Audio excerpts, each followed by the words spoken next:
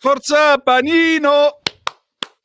Scusate, ho di nuovo 16 anni, questo era Tapparella di Ele e le storie tese, anno di grazia 1996, probabilmente il capolavoro del complessino che in questo paese, ahimè, purtroppo è sempre stato etichettato dai soloni che sanno tutto loro di musica come musica demenziale, quando invece probabilmente sono dei musicisti raffinati con una tecnica che levati e una conoscenza musicale clamorosa, visto che le citazioni all'interno di queste loro canzoni, di tutte le loro canzoni, sono del meglio, del meglio, del meglio di qualsiasi genere rock, progressive e della migliore musica degli ultimi 40 anni come minimo. Amiche e amici miei, ma non dall'avventura, buonasera, siete sulle magiche, magiche, magiche onde di Radio Libertà. Questo è Zoom, il drive time in mezzo ai fatti. Io sono Antonino Danna e questa è la puntata numero 854 di oggi, giovedì 3 di ottobre dell'anno del Signore 2024. Cominciamo la nostra trasmissione. Vi ricordo, date il sangue, in ospedale serve sempre, salverete vite umane. Chi salva una vita umana salva il mondo intero. Secondo appello, andate su radiolibertà.net, che è diventato un quotidiano online, e quindi fesso chi non legge radiolibertà.net, perché su radiolibertà.net voi potete trovare le videopillole, ma soprattutto i liberamente come preparati dal direttore responsabile Giovanni Sallusti, i giornali visti da Giulio Cainarca, appunto le videopillole, Vittorio Feltri come sempre in splendida forma, e poi le firmissime molto molto molto altro ancora. Quindi radiolibertà.net, fesso chi non lo legge. Orbene, noi cominciamo la nostra trasmissione dal 1996, mi trasferisco subito nel 2024. Voglio salutare in plancia comando il nostro Lawrence d'Umbria, che mi permette di proiettarmi ai vostri occhi e soprattutto all'interno dei vostri padiglioni auricolari grazie alle magiche, magiche, magiche onde di questa radio, che potete come sempre ascoltare attraverso il DAB Plus, anzi Plus, perché noi siamo per il Latinorum, e poi ancora con il canale 252 del digitale terrestre, specie se avete una bella smart TV collegata a internet, e poi ancora la nostra app, Facebook, canale Twitch, YouTube, noccioline e caramelle. Ma adesso, signore e signori, è giunto il momento di fare cosa? Di qui Parlamento. Adesso andiamo con la sigla e vi presento l'ospite di questa sera.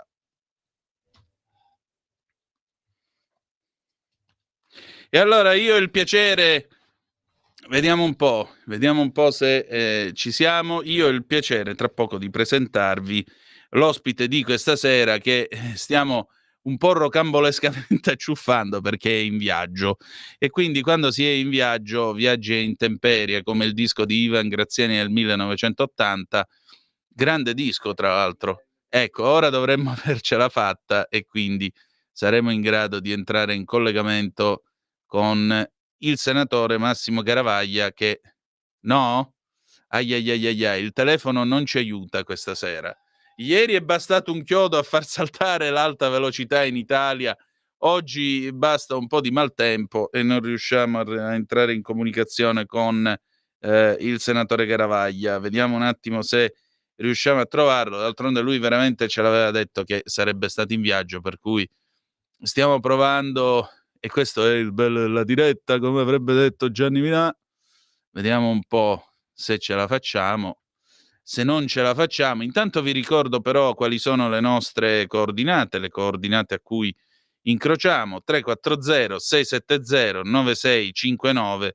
Se avete voglia di intervenire attraverso la zappa o WhatsApp, che dir vogliasi. Ahimè, non riusciamo a entrare in contatto con il senatore Garavaglia, riproviamo tra poco. Vediamo un attimo se ce la facciamo, vediamo un attimo. Niente, mi sa che stasera ecco, prova per l'ultima volta, dopodiché ci scusiamo con il senatore Garavaglia, avremo modo di recuperarlo nelle prossime puntate di Zoom. Niente, allora niente, mandiamo la sigla. Questa sera scena muta del Qui Parlamento, ahimè. Fermi tutti. Proviamo un attimo. Vediamo un attimo, è un po' un surplus telefonico che stasera stiamo gestendo, come potete ascoltare dalla diretta. Ce l'abbiamo? Niente? Allora niente, mi dispiace. Pazienza, niente, mandiamo la sigla, chiudiamo lo spazio qui Parlamento. Stasera, ahimè, abbiamo fatto l'asciutta.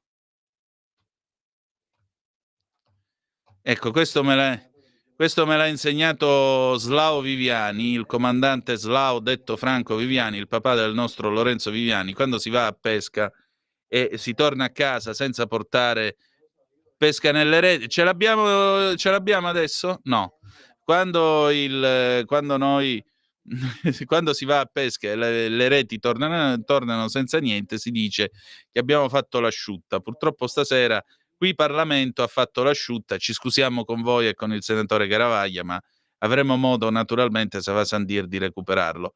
Va bene, allora, visto questo, noi procediamo con la nostra trasmissione e vi dico anche che il telefono è 029294 7222 se avete voglia di intervenire, di dire la vostra.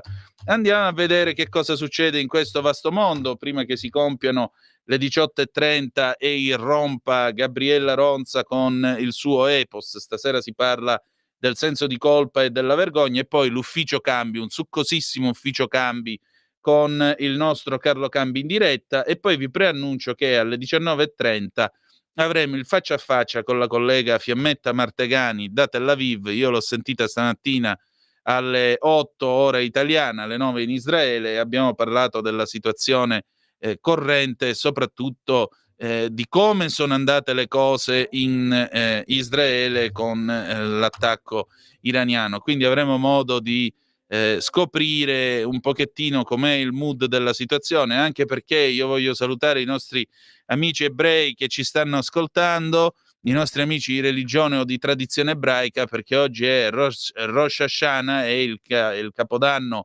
il capodanno ebraico. Oggi è in pratica comincia l'anno, secondo il calendario ebraico, 5785, quindi siamo ancora negli anni 80 secondo il calendario ebraico. Felice 85 allora a tutti gli amici di religione ebraica o di tradizione ebraiche che chiaramente seguono queste tradizioni. Hanno festeggiato il Rosh Hashanah con la classica riunione di famiglia e il classico piattino con il miele, perché secondo la tradizione a mezzanotte arriva quest'angelo che porta doni e benedizioni, e quindi è bene rifocillarlo con il miele. Allora, andiamo a vedere che cosa capita nel nostro paese. Nel nostro paese c'è il ministro Giorgetti, siamo qua sull'Ansa. La manovra richiede sacrifici per tutti, giù la borsa, freni, non sono nuove tasse. Il ministro dell'economia: sarà uno sforzo che l'intero paese deve sostenere, persone fisiche ma anche società piccole, medie e grandi. Piazza Affari chiude in calo, maglia nera in Europa, il FTSE MIB perde l'1,5%. Andiamo a vedere allora che cosa sta succedendo. Approveremo una manovra che richiederà sacrifici da tutti, l'ha detto il ministro dell'economia Giancarlo Giorgetti all'evento di Bloomberg Future of Finance Italy. Il ministro ha anche detto che verranno tassati i profitti e ricavi e sarà uno sforzo che l'intero paese deve sostenere, ovvero individui ma anche società piccole, medie e grandi. La borsa di Milano intanto perde terreno, scrive ancora l'Ansa. Il FTSE MIB cede l'1,5% dopo le parole del ministro dell'economia, il quale ha detto anche che sta pianificando un'ulteriore vendita della quota di MPS entro la fine dell'anno. Il titolo dell'istituto sta cedendo il 2,8%, la peggiore del listino però è Saipem in calo del 5,2%, con Stellantis in ribasso del 4,2%. Interpellato in transatlantico, il sottosegretario al MEF Federico Freni ha invitato a sentire esattamente le parole del ministro Giorgetti: non c'è allo studio nessun aumento delle tasse per nessuno. Le nuove tasse, ha aggiunto Freni, non fanno parte del DNA di questo governo. L'abbiamo detto 2 anni fa e lo ribadiamo. Evitiamo butad. Quindi Freni dice che non ci saranno nuove tasse. Nel frattempo è arrivata al 340-670-9659 una bella fotografia che ci manda un nostro ascoltatore, Cesare, che è un ferroviere, perché oggi tra l'altro è anche grazie per avercelo ricordato, la giornata è il giorno in cui le ferrovie italiane festeggiano il loro 285° compleanno, visto che il 3 ottobre del 1839 il Regno delle Due Sicilie inaugurava la Napoli-Portici, 7 chilometri e 200 metri di strada ferrata a doppio corso, di ruotaie, come si diceva allora. Poi gradualmente si sarebbero aggiunti altri tronchi di ferrovia nel corso degli anni. Poi Ferdinando II, questo lo diciamo per quelli che per i neoborbonici, poi Ferdinando II, che aveva paura degli attentati, avrebbe proibito la costruzione di ulteriori ferrovie, anche perché sarebbero state necessarie delle gallerie, e quindi lui non riteneva opportuno far costruire ferrovie con delle gallerie. Risultato, all'Unità d'Italia il Piemonte aveva 900 chilometri di strada ferrata, il Regno delle Due Sicilie, se arrivava a farne 150 era pure cara grazia. Ma vabbè, così è la vita. Vogliamo mostrare questa fotografia, Lorenz, per favore? Questo è allora il nostro Cesare, che ci manda questa foto da Milano Cadorna. Eccolo qua in tutto il suo splendore, con la divisa, perché è evidentemente un capotreno di Trenord. Eccolo qua. Accanto al locomotore Ferrovie Nord Milano tipo E610-04 del 1949, in spinta uno dei bellissimi treni storici di Trenord. Celebriamo con orgoglio della divisa anche sulle Ferrovie Nord Milano la giornata del ferroviere del 3 ottobre, per ricordare a tutti l'importanza sociale del lavoro quotidiano svolto al servizio dei viaggiatori e della Lombardia. Allora, caro Cesare, eccoti qua in tutto il tuo splendore, grazie per questa fotografia che ci hai mandato. Buon lavoro a te e a tutto il popolo della ferrovia. Io stesso ne faccio parte, essendo un pendolare. Insomma, l'augurio è che possiate continuare anche voi, attraverso questi legami d'acciaio, a darci una mano a raccontare anche noi le nostre storie, anche perché una delle fonti inesauribili di aneddoti e di storie è un posto privilegiato di osservazione nella società italiana. Per me è il treno, segnatamente la seconda classe, perché l'Italia vera è lì. Or dunque, allora, noi nel mentre c'è una telefonata, Lorenz? No, ma tu... Ah, è saltato proprio il telefono? Oh signore. Ahia, allora stasera c'è qualche problema telefonico, magari dovuto al maltempo. Niente, non lo so. Vabbè, pazienza, allora facciamo una bella cosa, bella gente. Mandateci le zappe 340-670-9659, mandate anche gli audio, perché così con gli audio noi vi proiettiamo in diretta. Le 18, 30 minuti e 44 secondi, ma adesso è il momento di parlare di Epica con Epos, la società della colpa o della vergogna, con Gabriella Ronza. Vai pure, Lorenz.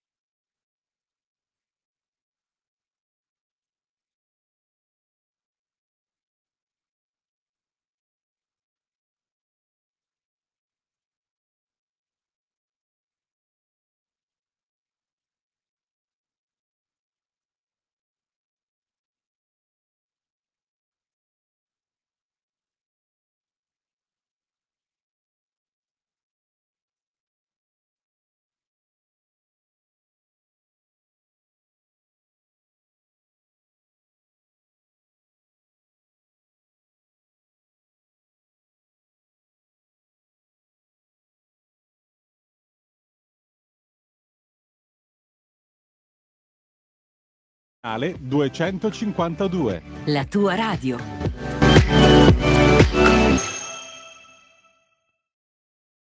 Eccoci di nuovo sulle magiche onde di Radio Libertà. Questo è sempre Zoom, il drive time in mezzo ai fatti.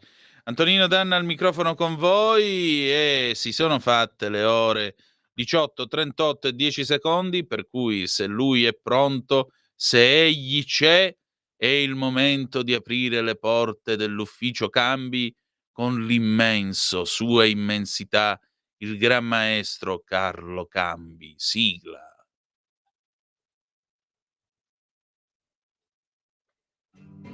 Va ora in onda Ufficio Cambi, l'economia come i conti di casa, con Carlo Cambi. Andare, camminare, lavorare, andare a spada tratta, banda di timidi, di incoscienti, di indebitati, di disperati. Niente scoramenti, andiamo a lavorare, andare, camminare, lavorare.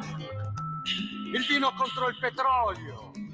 Grande vittoria, grandissima vittoria. Andare, camminare, lavorare. Il meridione rugge, il nord non ha salite, niente paura. Di qua c'è la discesa, andare, camminare, lavorare. Rapide fughe, rapide fughe, rapide fughe.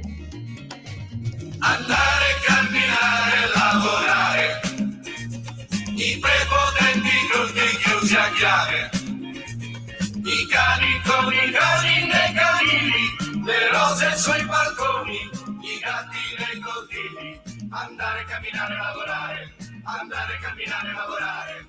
Dai! Lavorare! E allora egli è qui ancora una volta come ogni giovedì, il grandissimo Carlo Cambi. Ciao Carlo, come stai?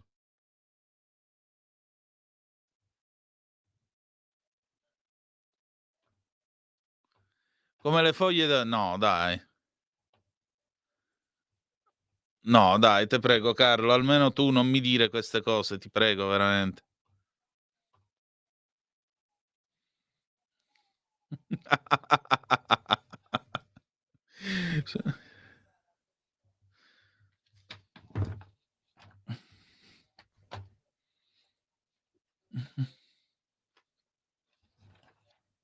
Sì, sì,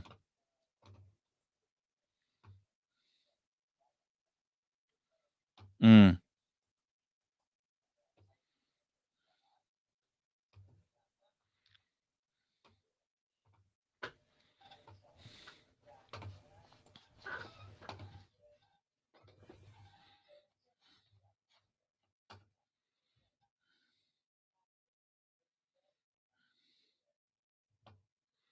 sì,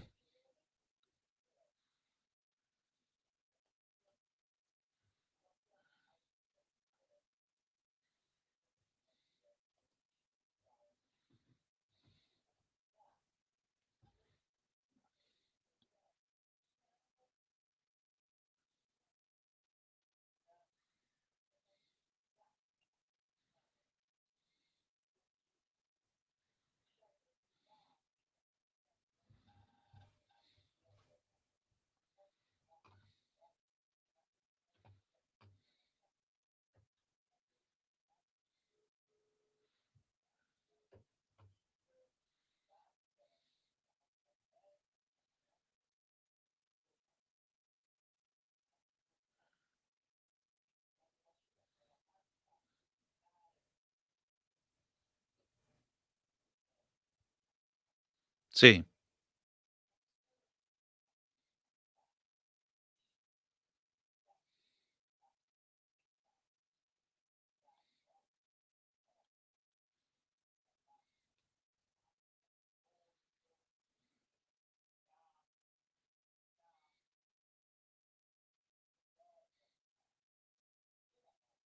certo,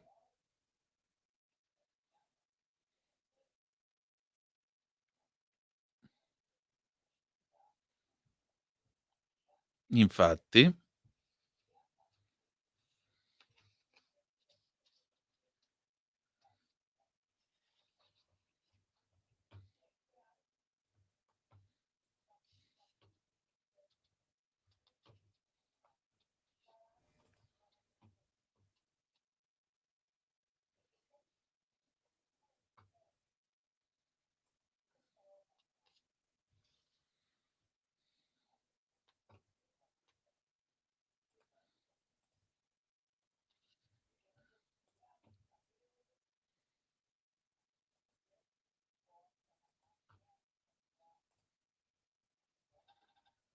infatti.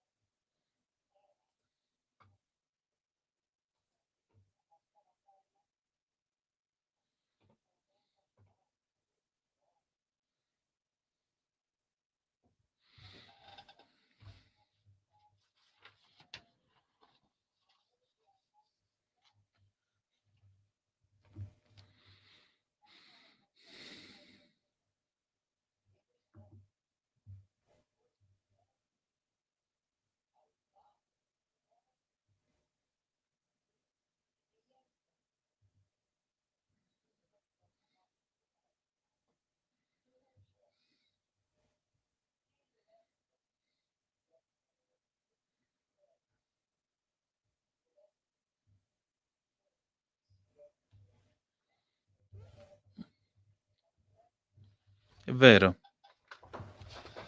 è vero.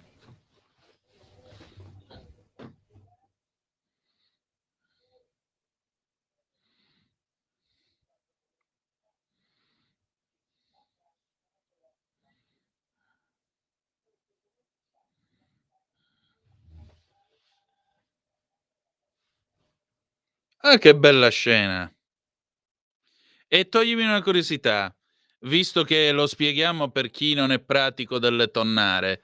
Quando i tonni sono nella camera della morte, sopra tutto il popolo della tonnara sui barconi, cantando al comando del Raisi, del capo, tirano su questa rete in cui si dibattono i tonni e i tonni vengono arpionati e trascinati a bordo dei barconi della tonnara, uccidendoli. I tonni sparano gli ultimi colpi di coda con una violenza clamorosa, però ormai il loro destino è segnato. Domanda: chi è il capo della tonnara e chi sono quelli che tirano su la rete, caro Carlo?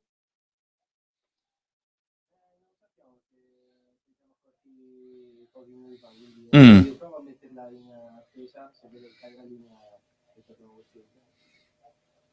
Bene.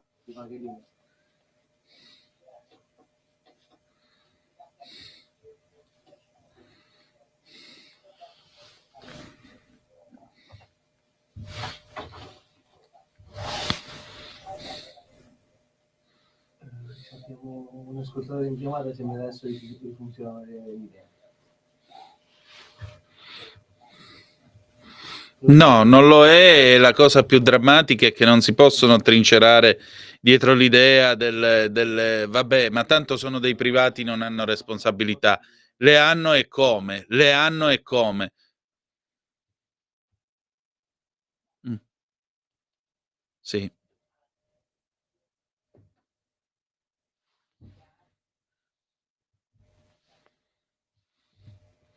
ecco. E questo qualcosa vorrà pur dire. Che ca No, non ci riesco nemmeno a immaginarmeli. Ma poi che vita è quando c'hai il trilione?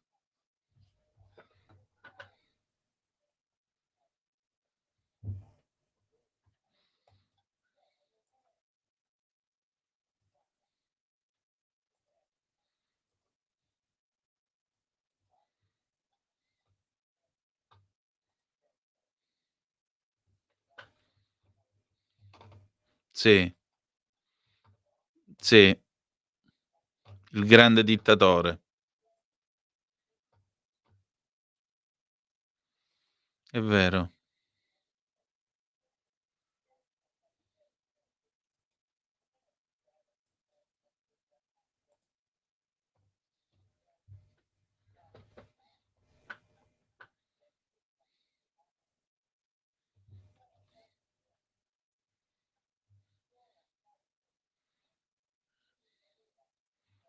esatto,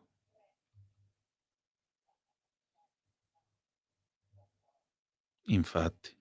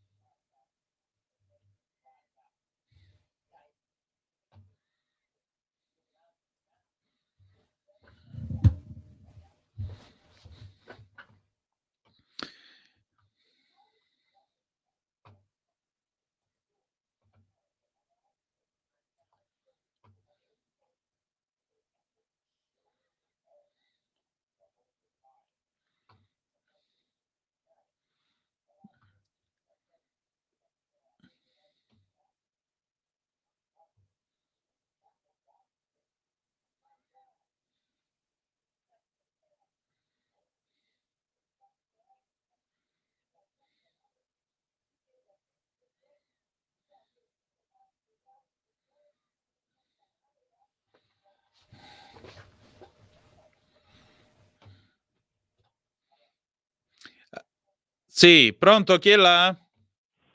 Eccomi, Michele Caruso. Ciao Michele. Buonasera a te Antonino e al dottor Cambi che è in collegamento che si coadiuva in questa ennesima puntata di Zoom, il drive time in mezzo ai fatti su Radio Libertà la Talk Radio. Se mi concedi gentilmente vorrei esprimere liberamente la mia opinione se mi fai arrivare fino alla fine fin quando non ci vedremo cordialmente con un saluto. Sì, okay? È che siamo un po' stretti coi tempi, quindi un paio di minuti per favore. Va bene, grazie, cerco di accelerare. Il punto di Michele Caruso su Radio Libertà, la Talk Radio. Il Presidente della Repubblica, Sergio Mattarella, lancia un allarme sulla libertà di informazione, parlando delle mai abbandonate tentazioni dei poteri forti pubblici di fissare limiti agli spazi di libertà di informazione, piuttosto che proporsi doverosamente e di garantire e sostenere tout court quei medesimi spazi di libertà. Lo dice il capo dello Stato al Quirinale durante l'incontro con la European Union of New Agencies. Nuovi protagonisti globali sono intervenuti nella dimensione dell'informazione con la pretesa di definire standard di accesso e linee guida, anche con un uso spregiudicato delle piattaforme digitali che gestiscono e dell'intelligenza artificiale, a prescindere dalle legislazioni poste a tutela dell'integrità del settore, aggiunge poi Mattarella. Il suo discorso prosegue dicendo che il nostro incontro è per lui motivo di grande interesse, ha precisato il Presidente della Repubblica. Rappresentate le fonti di quell'informazione primaria di qualità che è indispensabile alimento per il sistema democratico e di libertà del continente. La libertà, in primis il pluralismo, lontano da ogni hubris, di quei media che garantiscano il pieno dispiegarsi di alcuni diritti rinunciabili per la democrazia e la misurazione della sua qualità, il diritto alla libertà di espressione e di informazione. L'informazione libera, indipendente e plurale è un diritto dei cittadini, un dovere per tutti esigerla. È l'antidoto per contestare fenomeni manipolativi, ha puntualizzato. E concludo, la trasformazione digitale interessa ogni aspetto della nostra vita, non vi è dubbio che essa offra straordinarie opportunità che continui ad esserci. Al contempo la sfida per le nostre società democratiche è quella di evitare che l'accelerazione dei mutamenti comporti la regressione di diritti fondamentali derivanti da quell'unità di valori indivisibili e universali sulla quale si fonda l'Unione Europea. Da Michele Caruso, grazie e buona serata. Ciao. Carlo, mi pare che il nostro Michele pone un ulteriore tema in tutto questo. Cioè, mentre noi stiamo a discutere di Elon Musk, eccetera, eccetera, tra l'altro Elon Musk è uno di quei signori, insieme con i vari Gates e soci, che detengono le leve del vapore dell'informazione, dell'intelligenza artificiale. E anche questo è un dato da non sottovalutare, io credo.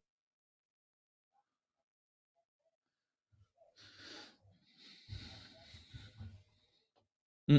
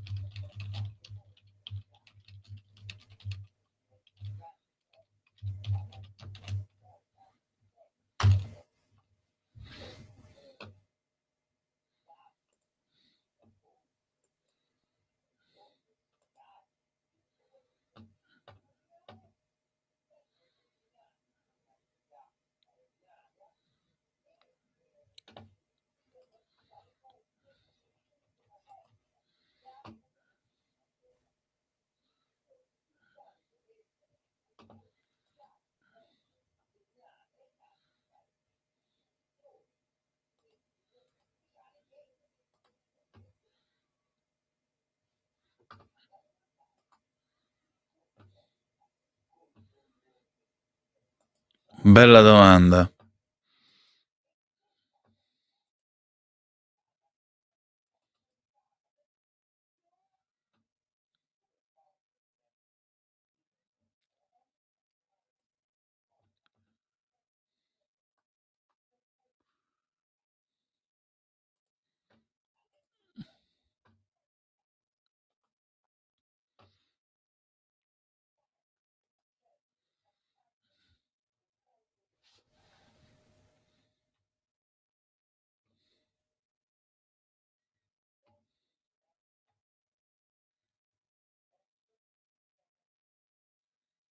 No.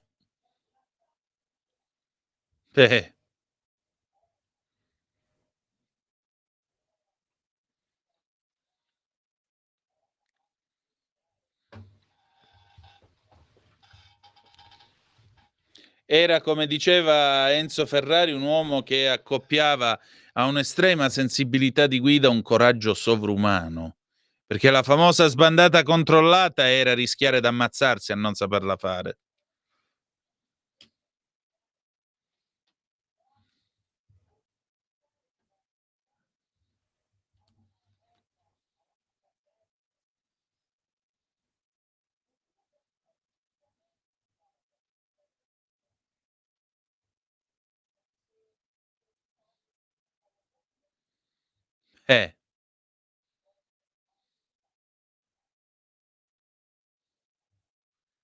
Infatti.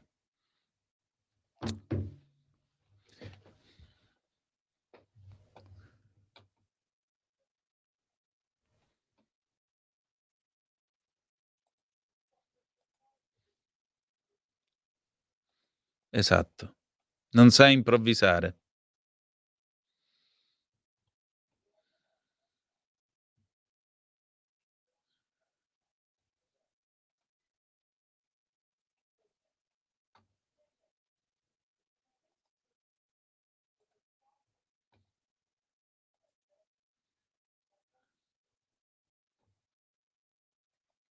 No.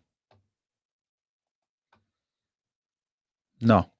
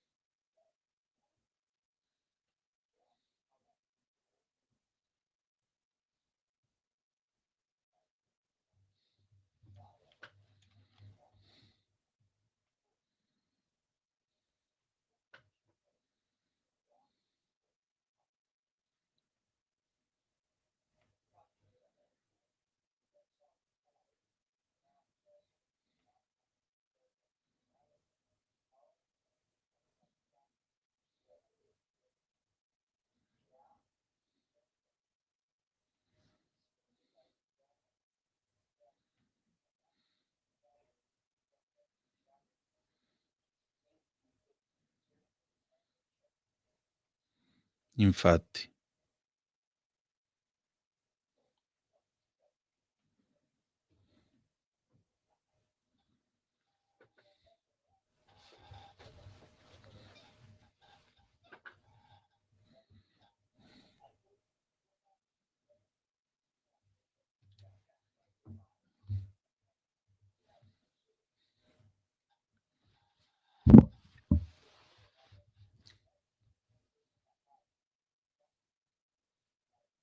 Esatto.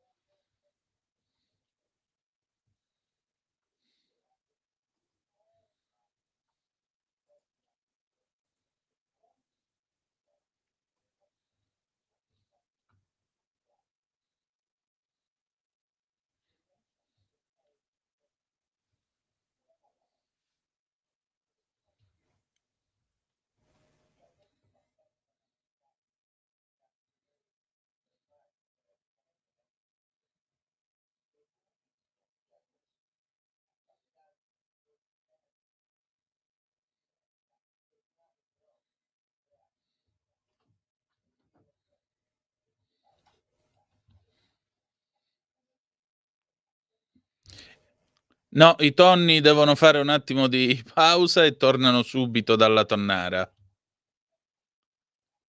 No. We'll be right back, a tra poco.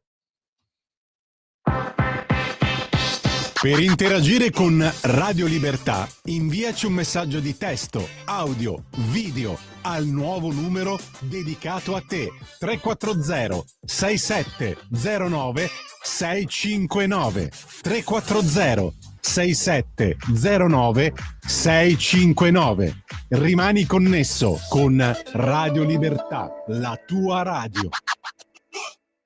E rieccoci sempre sulle magiche onde di Radio Libertà. Antonino Danna e Carlo Cambi al microfono con voi per l'ufficio Cambi alle 19:03 minuti e 34 secondi. Carlo, senti, ma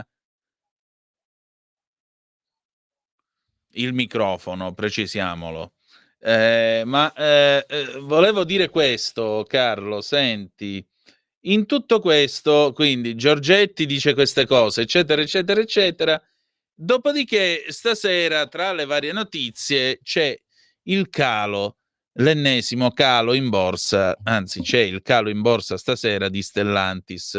E già che ci siamo, io ovviamente seguo il mondo degli appassionati Alfa Romeo e così via, leggevo qualche giorno fa di una possibile addirittura fusione tra Stellantis e la Renault, il che dopo più di 40 anni realizzerebbe uno dei miei sogni erotici più perversi, cioè l'Alfa Romeo che torna a essere parastatale, perché la Renault, non so se lo sapete, ma è un'azienda parastatale, esattamente come era l'Alfa al tempo dell'IRI, e però a differenza dell'Italia, in Francia sanno far funzionare le aziende parastatali, che addirittura fanno business e adesso si pappano o si potrebbero pappare un gruppo come Stellantis che dentro c'ha Peugeot, Citroën, Opel, poi che cosa c'è? L'Alfa Romeo, la Fiat, la Lancia, eccetera.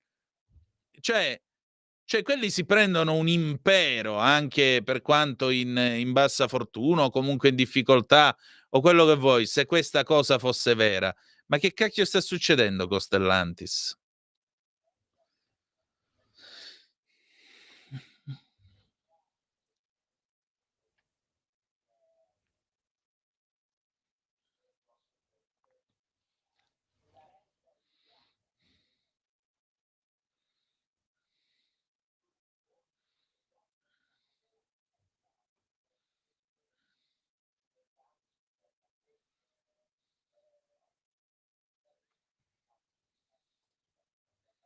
Sì.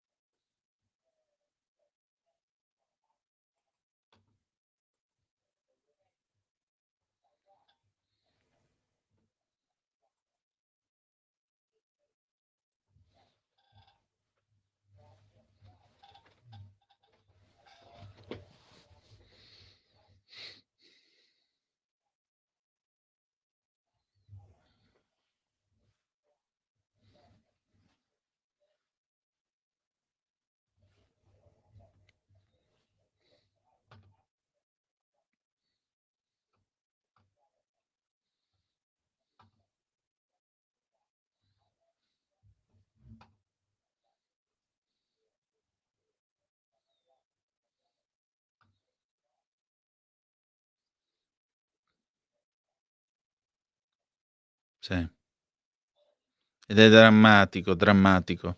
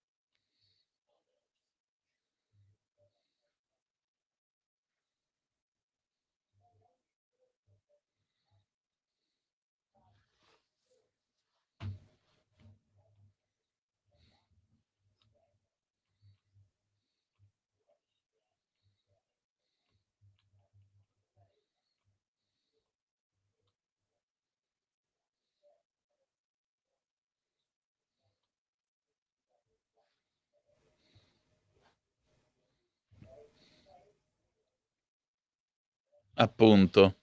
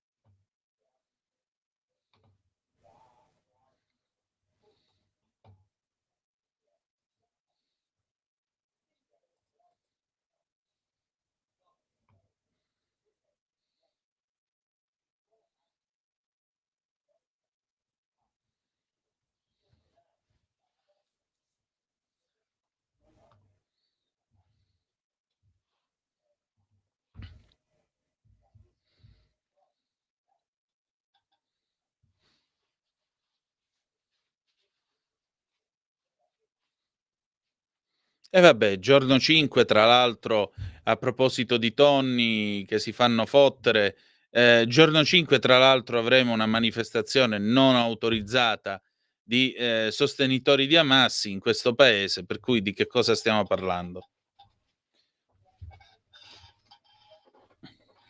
Mh.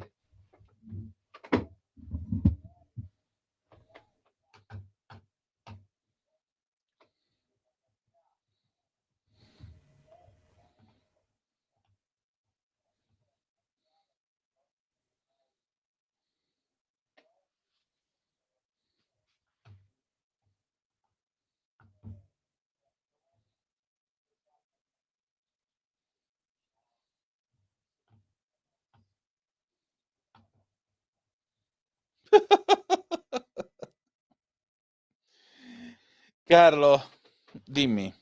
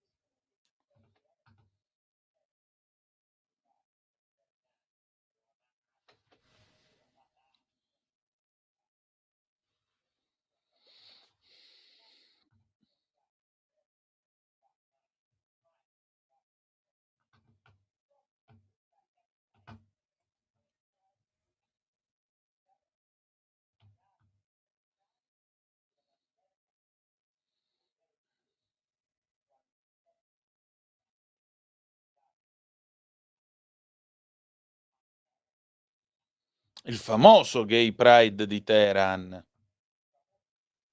L'anno prossimo ci andiamo io e te vestiti da drag queen, guarda. Bella domanda.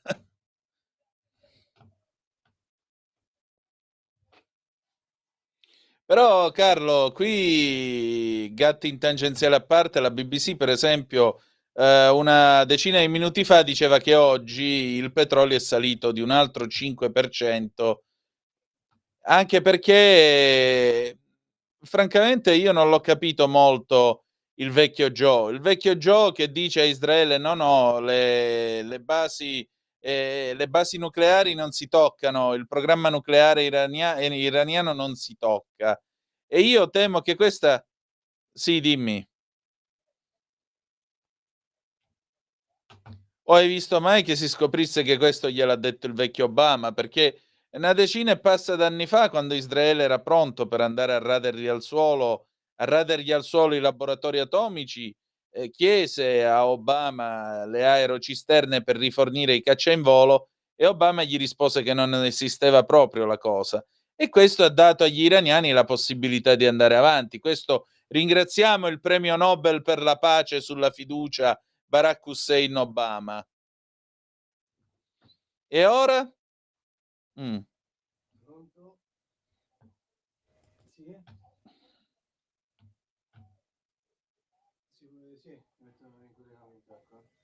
Sì.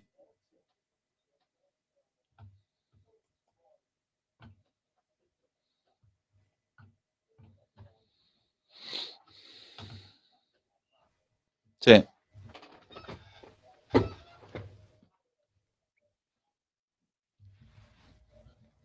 Pronto, chi è là? Pronto? Sì, Mario, sei tu? Che è come la famosa barzelletta. sì, sono io. Ciao Mario, no. Vai, dai.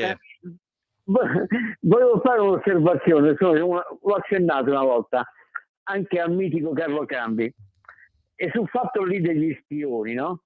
Chi c'ha i dossier c'ha il potere in mano. Io volevo ricordare un precedente storico clamoroso. C'è stato il capo dell'FBI, Edgar Hoover, vabbè, non gli dice niente questo nome, forse neanche Antonino Danna che è nato dopo. No, ho presente chi è quel gran cornutazzo, vai avanti.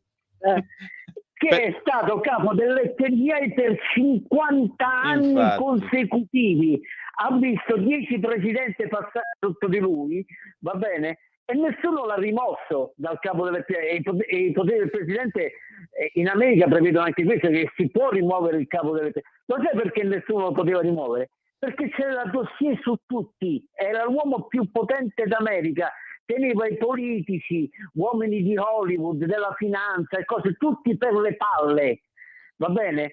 Sapeva delle scappatelle sessuali dei fratelli Kennedy, fece mettere addirittura delle cimici, Cambi lo sa, dentro la camera da letto di Martin Luther King, quando lui si accoppiava con donne bianche, all'epoca era uno scandalo.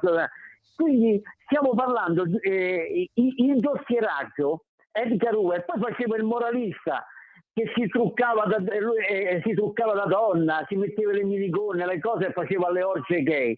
Però per 50 anni lui è rimasto lì al suo posto, ha fatto il bello e il cattivo tempo, ha dominato più dei Roosevelt, dei Truman, dei Kennedy, tutti, li ha visti passare tutti, perché li teneva tutti in pugno per le palle con i dossier. Il caso di Edgar Hoover ci deve dire quello che vuol dire avere quel potere, il potere di ricatto, che concludo che in una trasmissione ha ammesso pure Paolo Mieli l'altra volta, e addirittura il compagno violante. Ecco, Edgar Hoover ha fatto capire, e chiudo dicendo una cosa, 5 anni fa, caro Danna e caro Cambi, nel silenzio più assoluto, era vicepresidente del Consiglio Giorgetti, quindi non sto parlando di un cretino qualsiasi, aveva accesso anche ai servizi. Dice, questi dei 5 Stelle mi fanno una grandissima impressione, una grandissima paura, testuali parole, hanno dossier su tutti. E guarda caso 5 anni fa chi era il capo dell'antimafia? Uno dei 5 Stelle.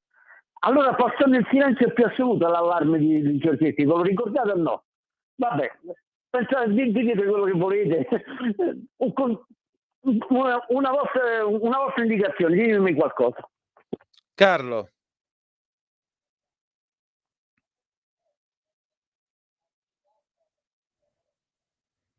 Sì, infatti. Abbiamo visto delle pagine veramente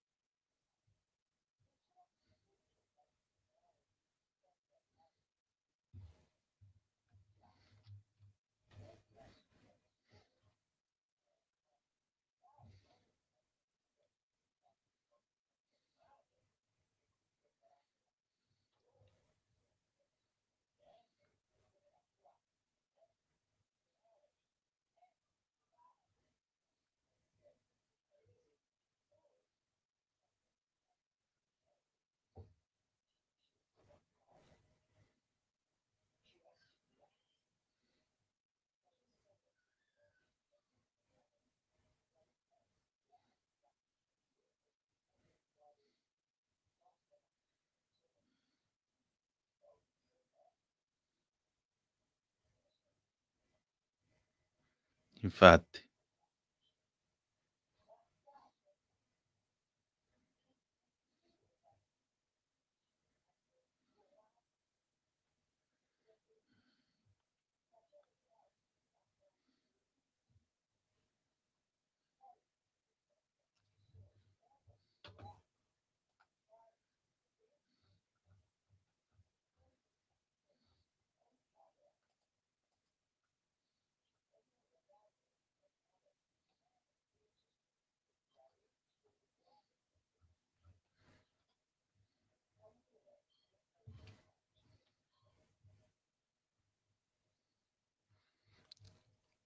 Che probabilmente non è proprio così.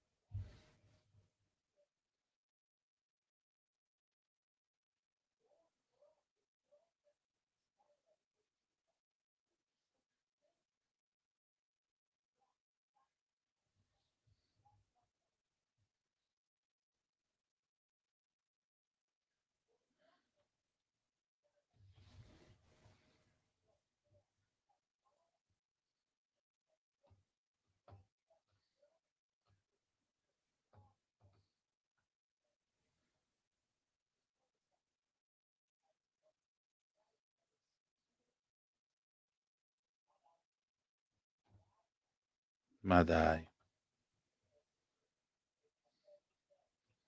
Appunto.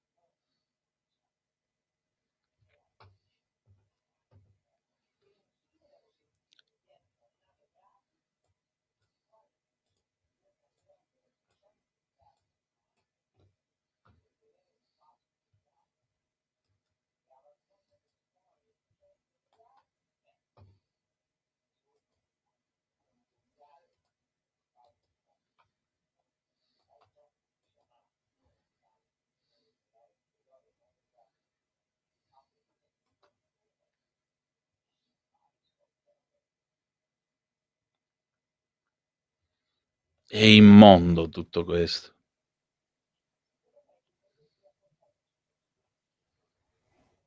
Esatto.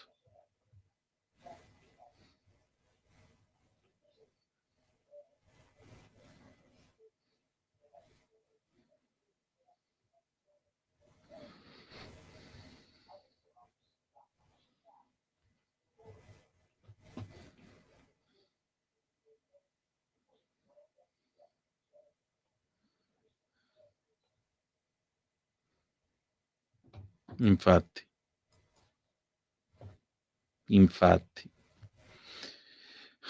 Carlo, sono le 19:29 e dobbiamo andare in chiusura. Dimmi una cosa allegra almeno per chiudere stasera.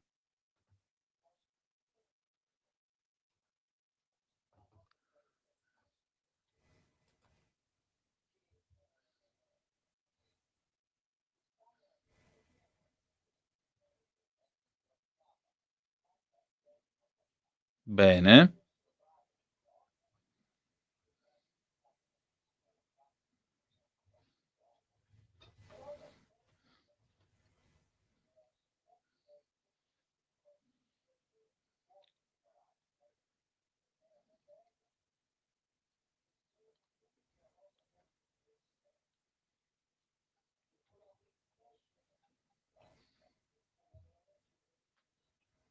Ecco.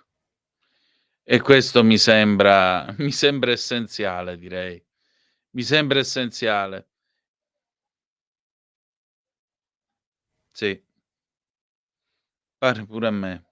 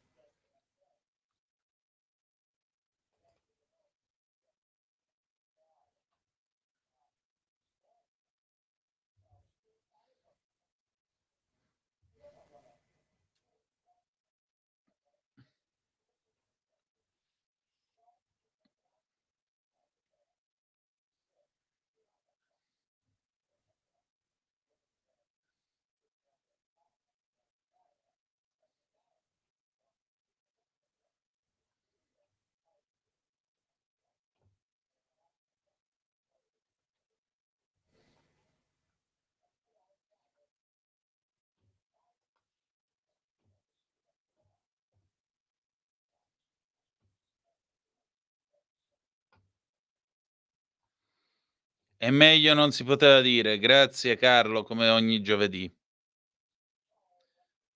Ci ritroviamo il 10 ottobre. Sì, mi aspetta fuori dalla stazione. Grazie. Ciao Carlo. Chi è cascato loro? Avete ascoltato Ufficio Cambi.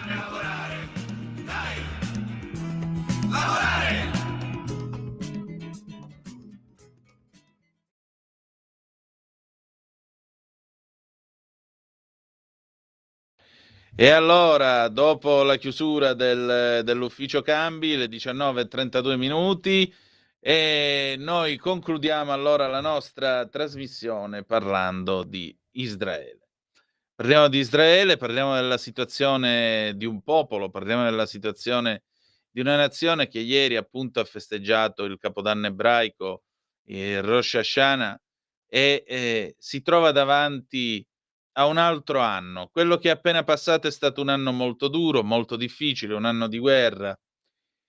E stamattina ne ho voluto riflettere con la collega Fiammetta Martegani, che molto cortesemente e sempre con la sua acutezza e precisione mi ha raccontato un po' quello che sta succedendo adesso a Tel Aviv. Ecco, vorrei che potessimo fare stasera nostro l'augurio che fa lei alla fine di questa conversazione. Non solo a Israel Chai, Israele vive, ma che tutto il mondo sia Chai, sia fuori dal terrore, sia fuori dal dolore, sia fuori dalla paura. È un augurio che nel cominciare l'anno 5785, secondo il calendario ebraico, è un augurio che dovrebbe riunirci tutti quanti, almeno io credo e spero. E allora, Lorenz, noi ci salutiamo con il nostro faccia a faccia con Fiammetta Martegani, e poi dopo la sigla ascolterete i Radiohead con Creep del 1992. Grazie per essere stati con noi e ricordate che malgrado tutto, the best is yet to come, il meglio deve ancora venire. Vi ha parlato Antonino Danna. Buonasera.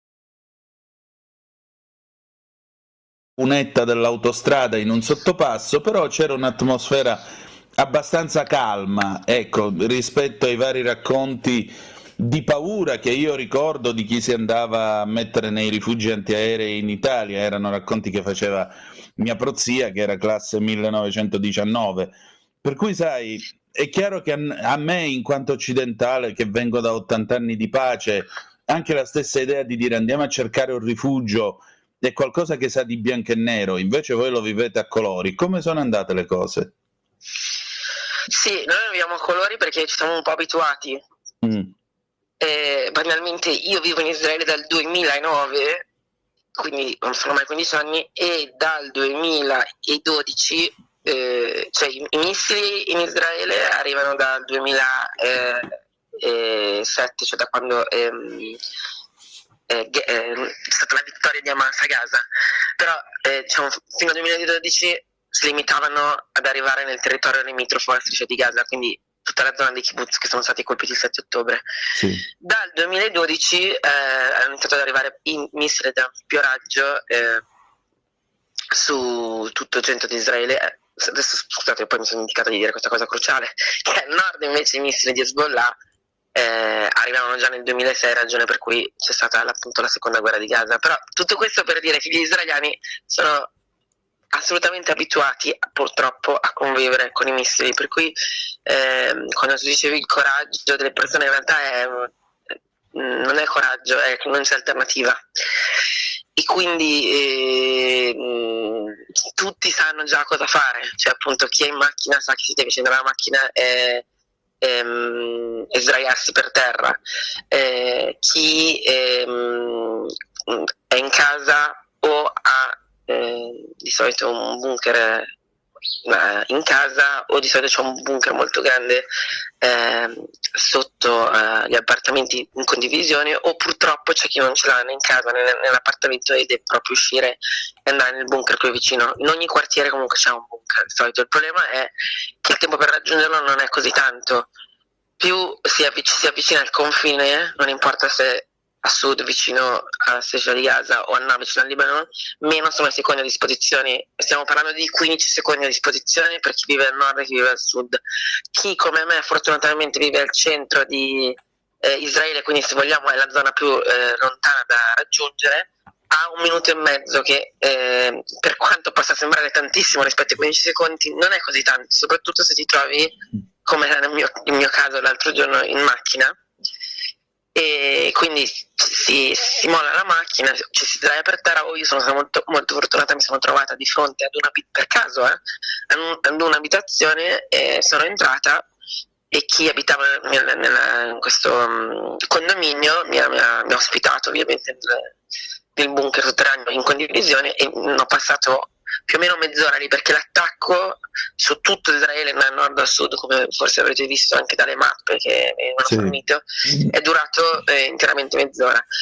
La cosa più terribile di questa mezz'ora è stata, oltre che i missili di cui eravamo abituati, venire a sapere il fatto che parallelamente, e quindi non può essere un caso, c'è stato invece un attacco Jaffo, che per chi non conosce bene Israele è la città vecchia di Tel Aviv, e tra l'altro stiamo parlando, tanto per dare un'idea della geografia,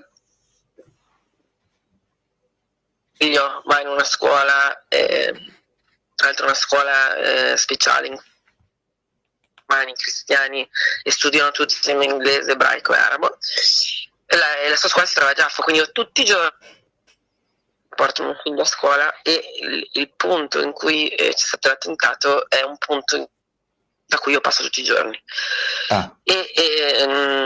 ha fatto questo attentato sono 2 palestinesi di Hebron, che non è chiaro di come siano riusciti a uscire dal West Bank, che dal 7 ottobre in teoria è abbastanza sigillato, salvo permessi speciali di lavoro, soprattutto nel settore edile e dell'agricoltura, quindi si presuppone che questi abbiano avuto un permesso e che siano usciti dal West Bank ovviamente senza arma, come poi abbiano avuto il modo di recuperare un'arma con la quale hanno ucciso ben 6 persone, tra cui una madre che aveva un bambino di 6 mesi con sé. Fortunatamente il bambino è sopravvissuto, la madre no. E non si sa, una delle ipotesi è che l'abbiano rubata ad un soldato che è stato, come si dice, fermato, picchiato, e gli è stato preso l'arma. E diciamo che appunto nel panico di quella mezz'ora sotto questo bombardamento di missili da parte dell'Iran, si è aggiunta questa notizia che in realtà per nessuno è stata molto più dolorosa, non solo per quello che man mano si è scoperto appunto che sono morte 6 persone, ma anche perché venire a uccidere a Jaffo, che è proprio questa è la parte, la città vecchia di Tel Aviv, dove abitano ancora oggi ebrei, musulmani, cristiani, è proprio andare a ferire il cuore anche di quell'Israele democratica, aperta, di sinistra, che in un certo senso dovremmo fare un paragone esattamente a quello che è successo il 7 ottobre. Che al di là della tragedia che è successa, i 1200 morti, dal punto di vista geografico e politico, i kibbutz che sono stati colpiti erano kibbutz dove abitava quell'Israele di sinistra, progressista, solidale nei confronti dei cittadini di Gaza, molte delle persone che sono state uccise il 7 ottobre facevano volontariato e trasportavano i malati che a Gaza, nonostante ci siano 36 ospedali, non vengono curati, e li portavano negli ospedali israeliani a essere curati. Quindi in un certo senso, dal punto di vista simbolico, il fatto che questo attentato sia avvenuto a Giaffo è proprio voler colpire quella diciamo anche quell'Israele, chiamiamola così, anti-Netanyahu, esattamente come era l'Israele anti-Netanyahu dei kibbutz. Quindi diciamo che è stato il dolore nel dolore, quella mezz'ora in cui mentre si cercava il riparo dai missili, e mentre si scriveva al telefono ai cari, mio marito voleva sapere dove ero io, eccetera, man mano nel telefono arrivavano le news del numero dei morti che man mano aumentavano a causa di questo attentato nel cuore di Tel Aviv. Infatti vogliamo ricordare in particolare 2 giovani donne, una ballerina di appena 30 anni e l'altra una mamma, 33 anni, insegnante di educazione fisica, che ha fatto scudo al figlio di 9 mesi con il suo corpo e gli ha salvato la vita. Ecco, ma adesso, dopo questa ondata di dolore, dopo anche questa ondata della paura, si parla della risposta che deve arrivare da Israele. La parola che più si legge sui siti delle agenzie internazionali, delle testate internazionali, è retaliation, che potremmo dire, non dico vendetta, però risposta quantomeno. E però stamattina viene fuori che Biden avrebbe detto a Netanyahu: fate quello che volete, ma non colpite i siti nucleari dell'Iran.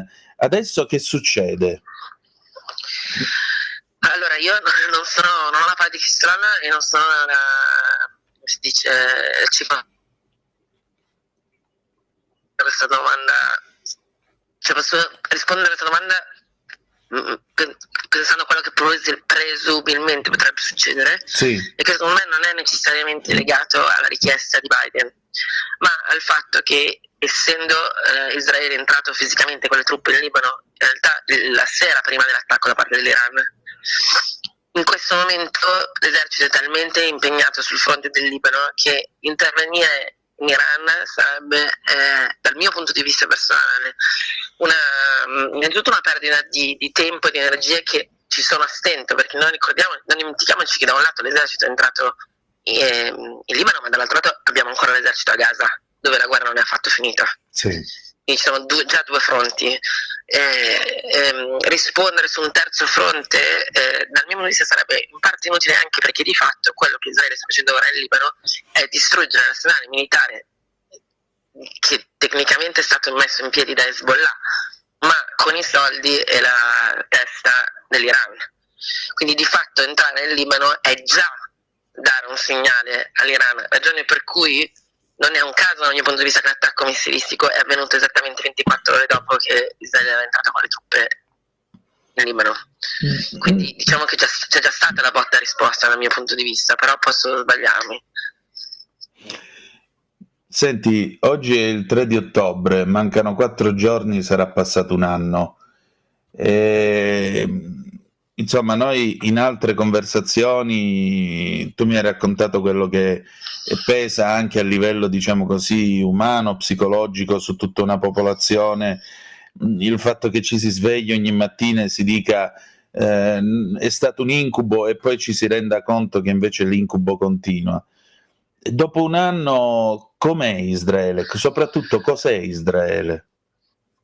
Ecco, quando il giorno dopo, la sera stessa, mi sono sentita con le mie amiche parlando della sera dell'attacco dell'Iran. Sì. La solita telefonata che ci si fa: come stai, dove eri, come stanno i bambini, ormai è una telefonata di routine, no? Sì. La risposta di tutte, nonché la mia, era sai, alla fine non ero tanto preoccupata di morire, perché sapevo che abbiamo l'Iron Dome, che in qualche modo insomma abbiamo i rifugi, ma la risposta era: sono proprio stanca, sono fisicamente stanca, perché è da un anno che dirò una banalità, è da un anno che non si dorme la notte, nel senso che anche quando ci sono gli attacchi missilistici, innanzitutto ricordo di quella sirena che è suonata alle 6:30 del mattino quasi un anno fa, e da allora ha cambiato il corso anche della storia di Israele, è tale per cui c'è chi, e io faccio parte del gruppo, si sveglia in automatico anche durante il weekend, quando non ci sarebbe bisogno di mettere la sveglia, alle 5:30 del mattino, quasi come se a prevenire quello che poi in realtà è stato inevitabile. Quindi banalmente le ore di sonno sono già poche rispetto a quelle del pre-6 ottobre. E poi anche le ore di sonno, cioè, per quanto si dorma, non sono mai un sonno profondo, c'è sempre questa paura che qualcosa possa succedere, c'è sempre il pensiero nei confronti degli ostaggi che non sono ancora tornati, c'è sempre il pensiero nei confronti dei soldati che non sono ancora tornati. E purtroppo sono già morti 8 soldati in queste prime 24 ore di ingresso in Libano. E non esiste un israeliano, anche perché il paese è piccolo, siamo 9 milioni di abitanti, non esiste un israeliano che non abbia all'interno della famiglia, se non è una famiglia più ristretta, diciamo nel cerchio di secondo grado, cugini, che o hanno perso la vita il 7 ottobre o hanno perso la vita dopo come soldati o sono ostaggi. Io personalmente ho più amici che hanno un parente che si trova ancora a Gaza. Inutile parlare dei soldati. Ieri si festeggiava appunto il Capodanno ebraico e c'era tutta la famiglia di mio marito a cena e uno dei nipoti, mio marito, è al fronte, una delle nipoti, mio marito, era con noi a cena, ma perché ha avuto il congedo militare, ma oggi torna al fronte, e il marito di un'altra nipote è in Libano, quindi potete immaginare per quanto fossimo tutti assieme uniti a celebrare il Capodanno, che nelle festività ebraiche è forse la festa importante in assoluto, e non la si vive come il Capodanno, come la festività del Capodanno, diciamo, cristiano. Ha un valore molto importante anche dal punto di vista religioso e simbolico, e purtroppo, visto l'anno che è passato, il sentimento, ma non della mia famiglia, di tutte le famiglie, ti guarda all'anno che verrà con sconforto e non con fiducia. Insomma, diciamo che immagino che i discorsi saranno stati discorsi il più possibile evasivi della questione, o comunque esorcizzare la situazione attuale. E in tutto questo io dico solo un nome: Benjamin Netanyahu. Purtroppo, come penso chi mi conosce, perché legge i miei articoli o ho sentito altre interviste, sa come né a me né alla maggior parte della popolazione quest'uomo sia caro, perché è chiaro che ben prima del 7 ottobre ha sempre messo al primo posto la sua carriera politica piuttosto che gli interessi del paese. Detto questo, quello che io continuo a dire ai non israeliani, perché il nostro compito da israeliani è, quando torneremo a votare, accertarsi che quest'uomo vada a casa. Però il compito dei non israeliani è di portare avanti un percorso di pace in Medio Oriente. E ai noi, se al posto di Benjamin Netanyahu ci fosse stato un altro primo ministro, purtroppo io non credo che le cose sarebbero andate in maniera così differente, perché basti pensare appunto a quello che sta succedendo adesso in Libano. Sta succedendo perché per 11 mesi Israele ha cercato di promuovere un accordo diplomatico perché venisse garantita quella buffer zone come stipulato dalla risoluzione G1710 dell'ONU nel 2006, quando si è concluso il secondo conflitto del Libano. E purtroppo la comunità internazionale, la diplomazia internazionale, non è riuscita a garantire questo ripristino di una buffer zone. Quindi dopo 11 mesi che i cittadini israeliani che vivono al nord e che non hanno più una casa, l'unico modo per garantire il ripristino di questa buffer zone è stato entrare in Libano. Ma nessun israeliano incluso Netanyahu, avrebbe mai voluto mandare i propri figli a combattere in Libano. Sono morti 8 soldati nelle prime 24 ore.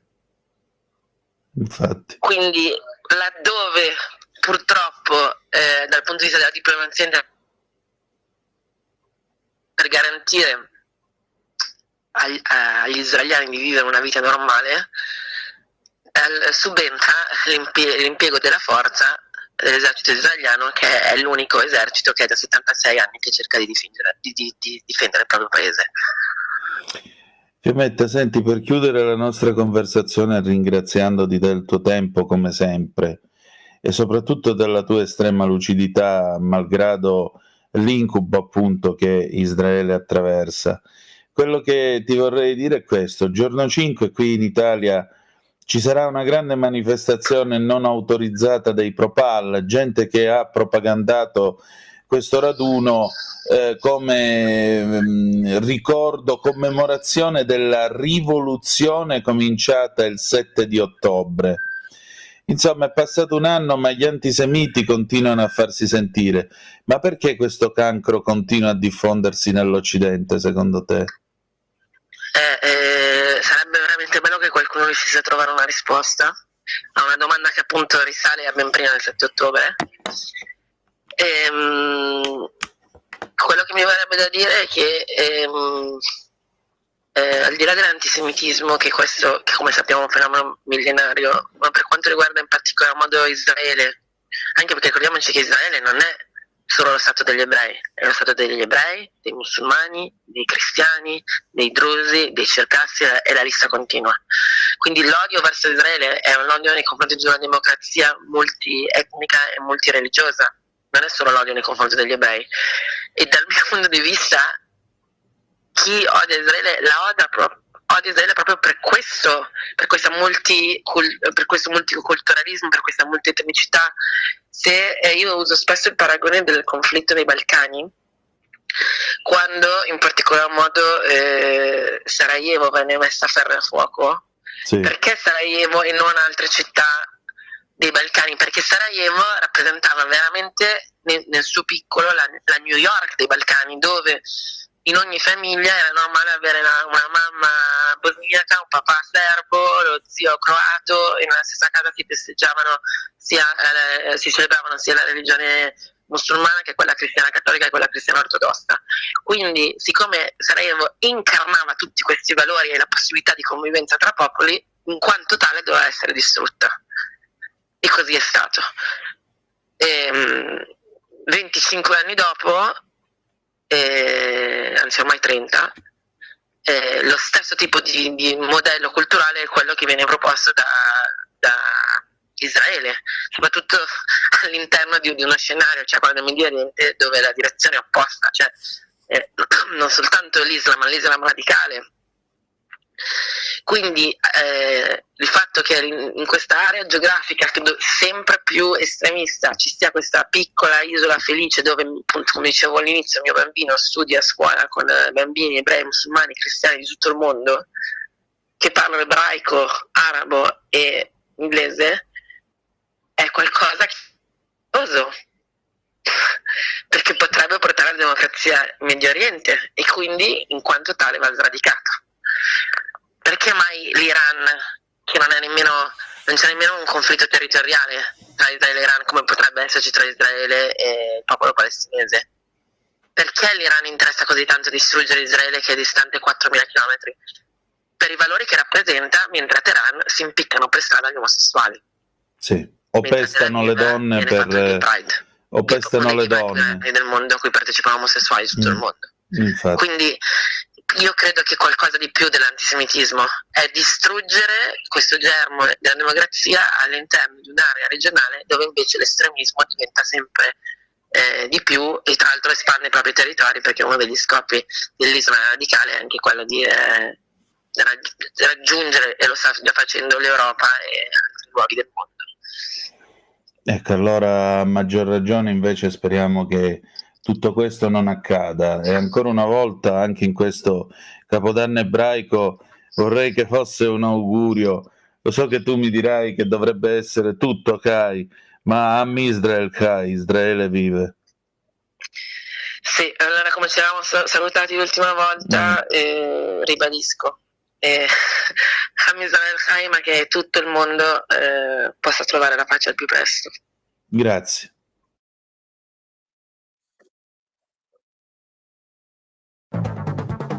Avete ascoltato Zoom, il drive time in mezzo ai fatti.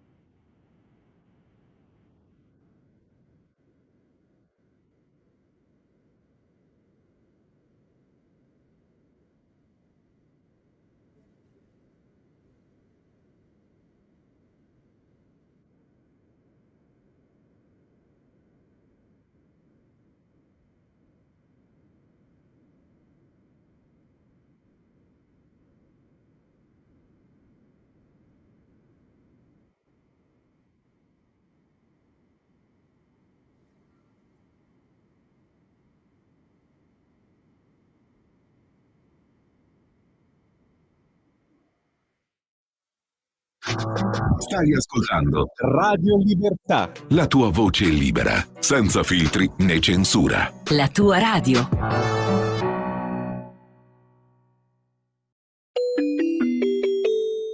Qui Parlamento. E qui la voce di Sammy Varin, certo, che come ogni giorno si collega con un parlamentare della Lega. Abbiamo con noi quest'oggi, certo non è la prima volta che lo sentiamo ed è un piacere ritrovarlo anche in una circostanza assolutamente triste. Andrea Barabotti, ciao Andrea. Ciao Sammy, buongiorno a tutti i radioascoltatori. E Andrea, pensa che ho aperto la trasmissione di oggi dicendo non farci scherzi, non andartene, parlando proprio con il segretario provinciale della Lega di Massa Carrara, Nicola Pieruccini. E adesso è arrivata la terribile notizia, Andrea.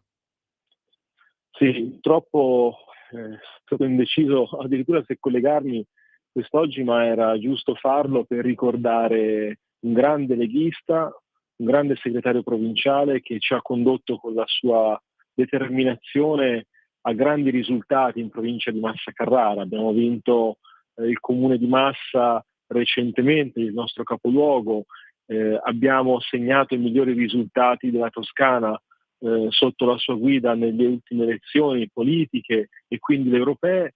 Un amico, se ne va un grande leghista, un grande uomo, padre di famiglia, e se ne va all'improvviso. Siamo stati al gazebo domenica a Marina di Carrara, ci felicitavamo del grande successo, ci siamo sentiti lunedì mattina, lui voleva comprare la carne per fare il ragù da portare a Pontida, e invece lunedì sera un brutto infarto, un brutto valore, e Nicola non è più con noi, quindi lo ricorderemo, troveremo il modo di ricordarlo noi toscani venendo a Pontida e avremo sicuramente il modo di ricordarlo anche insieme a tutta la nostra comunità politica il 6 di ottobre sul Grande Pratone.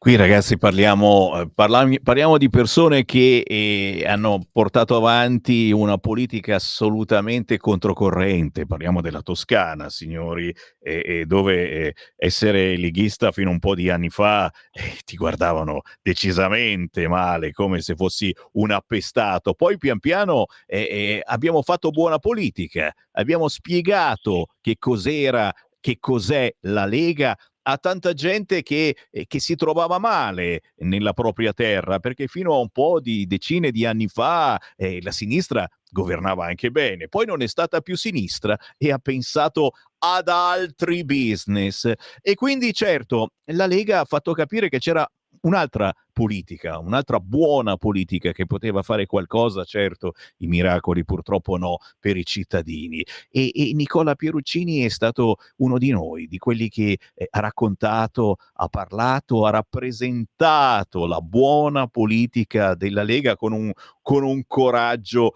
incredibile. E qui ringraziando e salutando Nicola Pieruccini, che non c'è più, vogliamo davvero salutare, ricordare tutti coloro che purtroppo lo spadone l'hanno dovuto sotterrare, perché se ne sono andati anche loro, perché le loro battaglie non ci sono più. Col cavolo, le loro battaglie sono le nostre battaglie, quella che questa domenica porteremo sul Sacro Pratone di Pontida è la battaglia di tutta questa bellissima gente che ha dato il cuore, che ha dato una parte della propria vita alla politica, e questo è forse l'atto più bello che possiamo fare, che potete fare anche voi ascoltatori, perché nella vostra famiglia c'è sicuramente qualcuno che ci ha creduto così tanto e che adesso purtroppo non c'è più, e si va lo stesso a Pontida, perché lui ci sarebbe stato,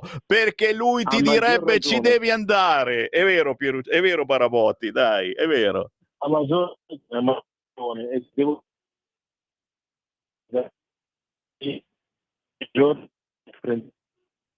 ti stiamo perdendo, spostati un pelino col telefono che ti abbiamo perso. Dicevo che in questi giorni il nostro segretario federale Matteo Salvini è stato in apprensione quanto noi, quindi ha voluto informazioni puntuali e ci ha tenuto a far sapere che è vicino a noi, alla sua sezione, alla sua famiglia, a tutti i militanti della Lega Toscana. E noi siamo in questo ricordo assolutamente pazzesco, parlare di ricordo, perché Pieruccini lo abbiamo sentito su queste frequenze anche tante volte. Andrea Barabotti, io ti ringrazio comunque di aver fatto questo collegamento, perché è importante, la nostra è una radio di famiglia, lo si è capito da decine di anni, parliamo di quello che succede, e anche le terribili notizie devono avere spazio, proprio perché è una grande famiglia quella della Lega. Andrea Barabotti, grazie ancora. Grazie a voi. Qui Parlamento.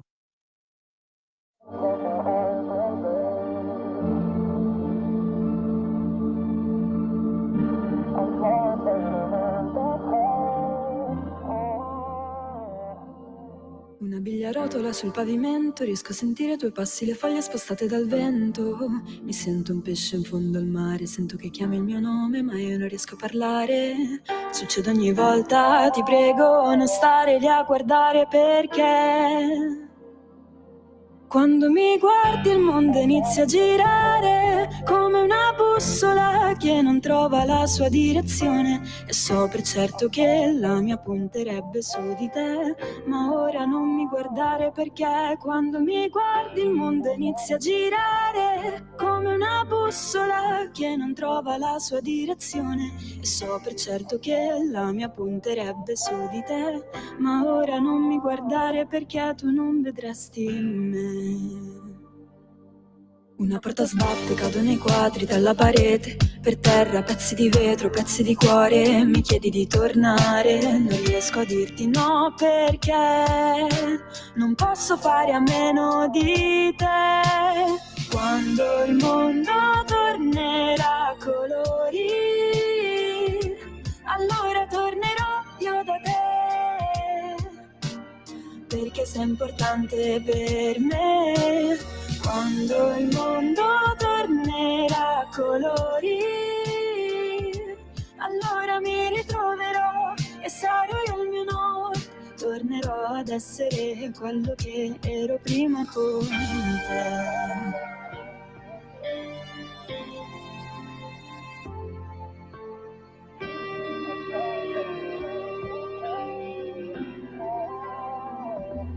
Quando mi guardi il mondo inizia a girare come una bussola che non trova la sua direzione, e so per certo che la mia punterebbe su di te, ma ora non mi guardare perché quando mi guardi il mondo inizia a girare come una bussola che non trova la sua direzione, e so per certo che la mia punterebbe su di te, ma ora non mi guardare perché mi chiedo spesso come fai a correre dietro tutto e non fermarti mai.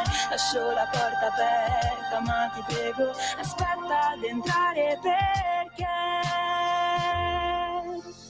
quando il mondo tornerà a colori, allora tornerò io da te, perché sei importante per me. Quando il mondo tornerà a colori, allora mi ritroverò e sarò io il mio nord. Tornerò ad essere quello che ero prima con te.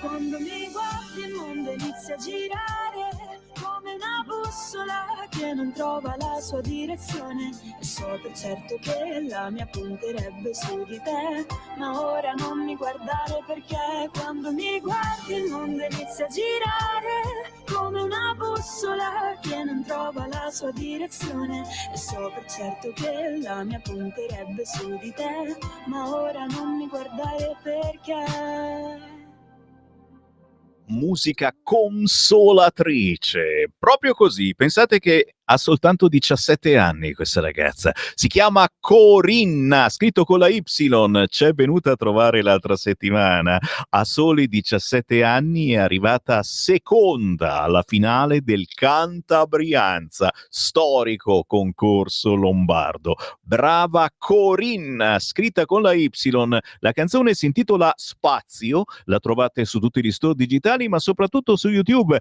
con un bellissimo video, e devo dire, se si avvereranno queste notizie che il Sammy Varin passa la mattina a condurre la rassegna stampa e non soltanto, questa canzone Spazio la inseriremo in programmazione anche la mattina presto.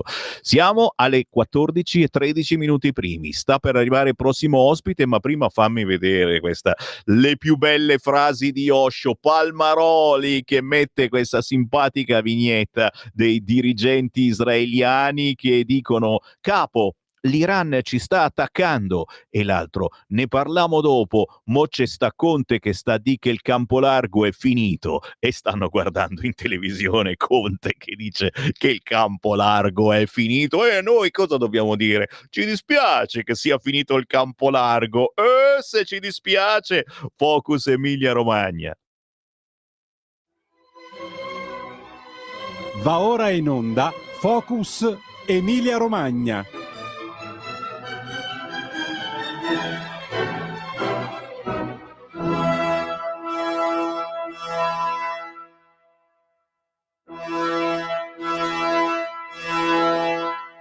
Ancora il buon pomeriggio, la voce di Sammy Varin in diretta nazionale sul canale 252 del televisore, perché siamo anche in televisione, oltre che essere in radio, sulla banda DAB della vostra autoradio in tutta Italia, oltre che essere sul sito radiolibertà.net, su Facebook e su YouTube. cercando Radio Libertà e naturalmente anche sul vostro cellulare. Scaricando la app di Radio Libertà ci potete ascoltare anche in metropolitana. E signori, a quest'ora ci colleghiamo con Emilia Romagna. Già abbiamo il capogruppo della Lega in Consiglio metropolitano di Bologna. Ben ritrovato a Mattia Polazzi, ciao!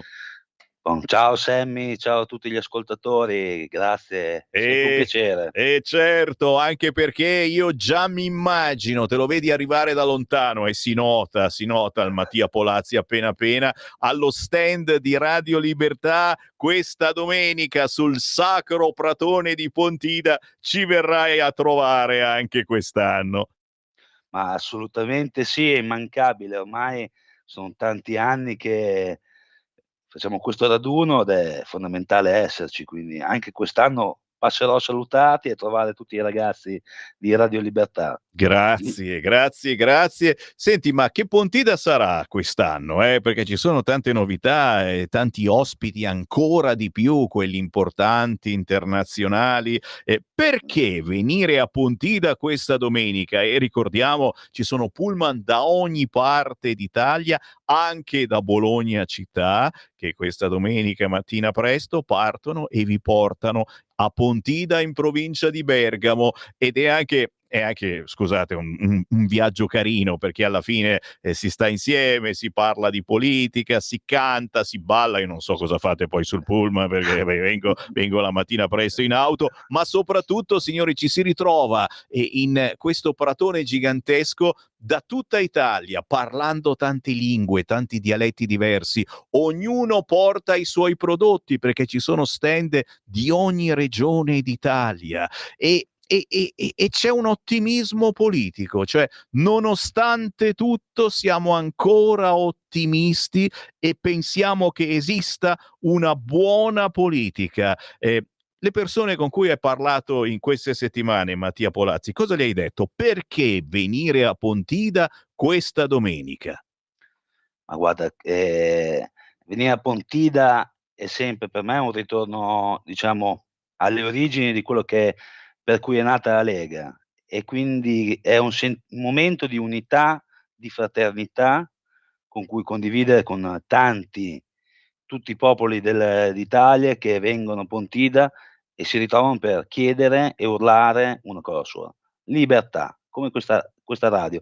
Libertà sarà quest'anno, ancora più degli anni scorsi, sarà una Pontida di libertà, dove i cittadini hanno bisogno e necessità e urleranno a gran voce verso soprattutto l'Europa e chiedere libertà, dove si lotterà per l'autonomia e il federalismo, come abbiamo sempre fatto, quindi una nostra battaglia storica che sta finalmente sta avendo un po' di luce. Quindi, e in più libertà verso l'Europa, dove si deve assolutamente dire che bisogna difendere i confini.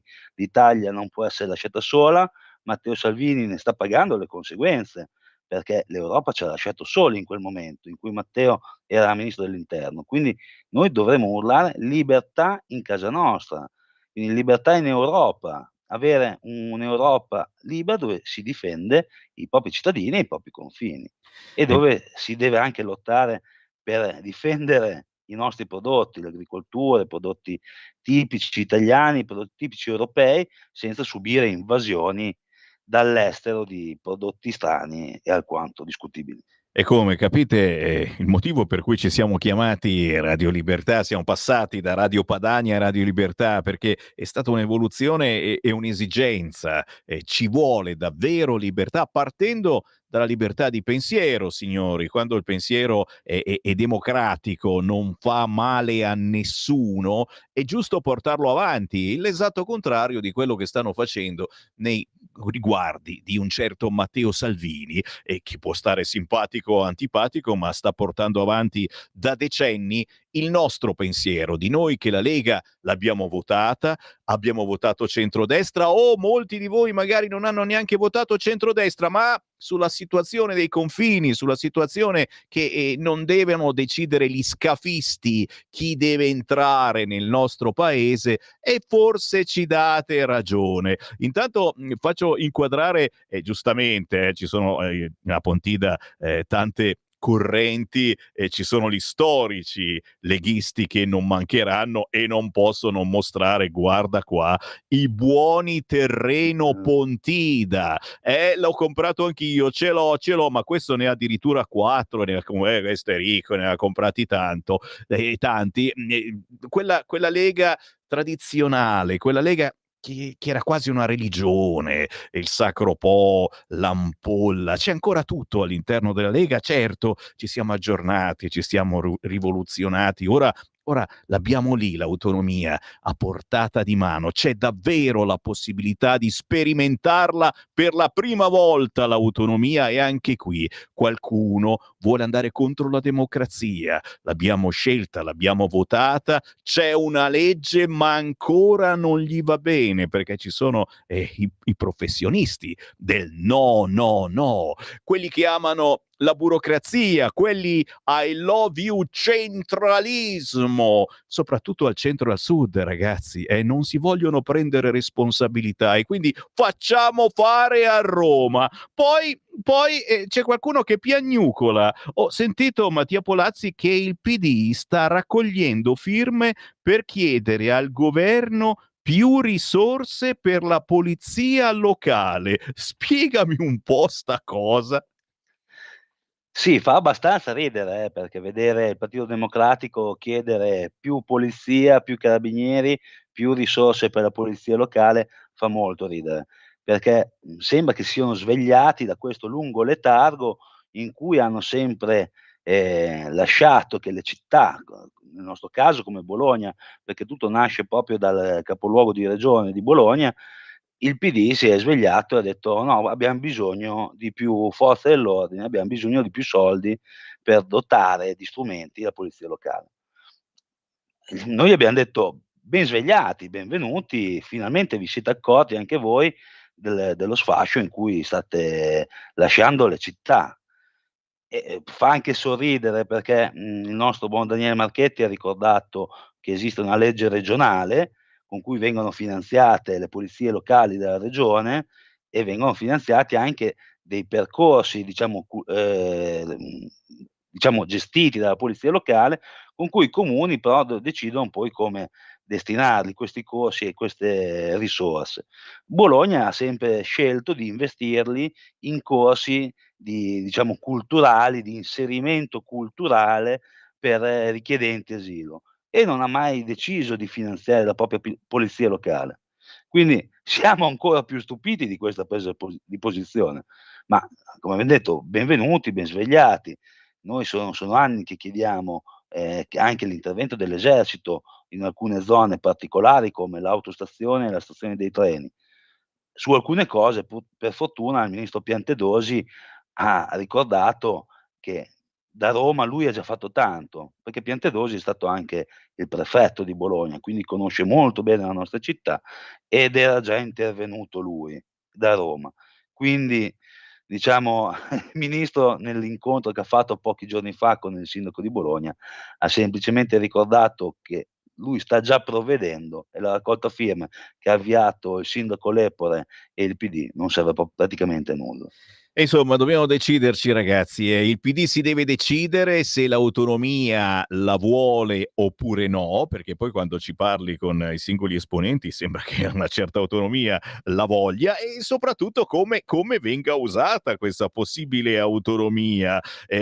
Mi scrivono per commentare giustamente la terribile alluvione che si è ripetuta l'altra settimana. Poco o nulla è cambiato per quanto riguarda la prevenzione e la messa in sicurezza. E anche qui qualcuno mi scriveva negli scorsi giorni: se ci fosse stata l'autonomia sarebbe stato qualcosa di differente. La sensazione da chi abita in quelle zone è che si sia lasciato lì, si è cominciato a lavorare, poi i tronchi sono stati lasciati lì e si è pensato ad altri business probabilmente. Mattia Polazzi.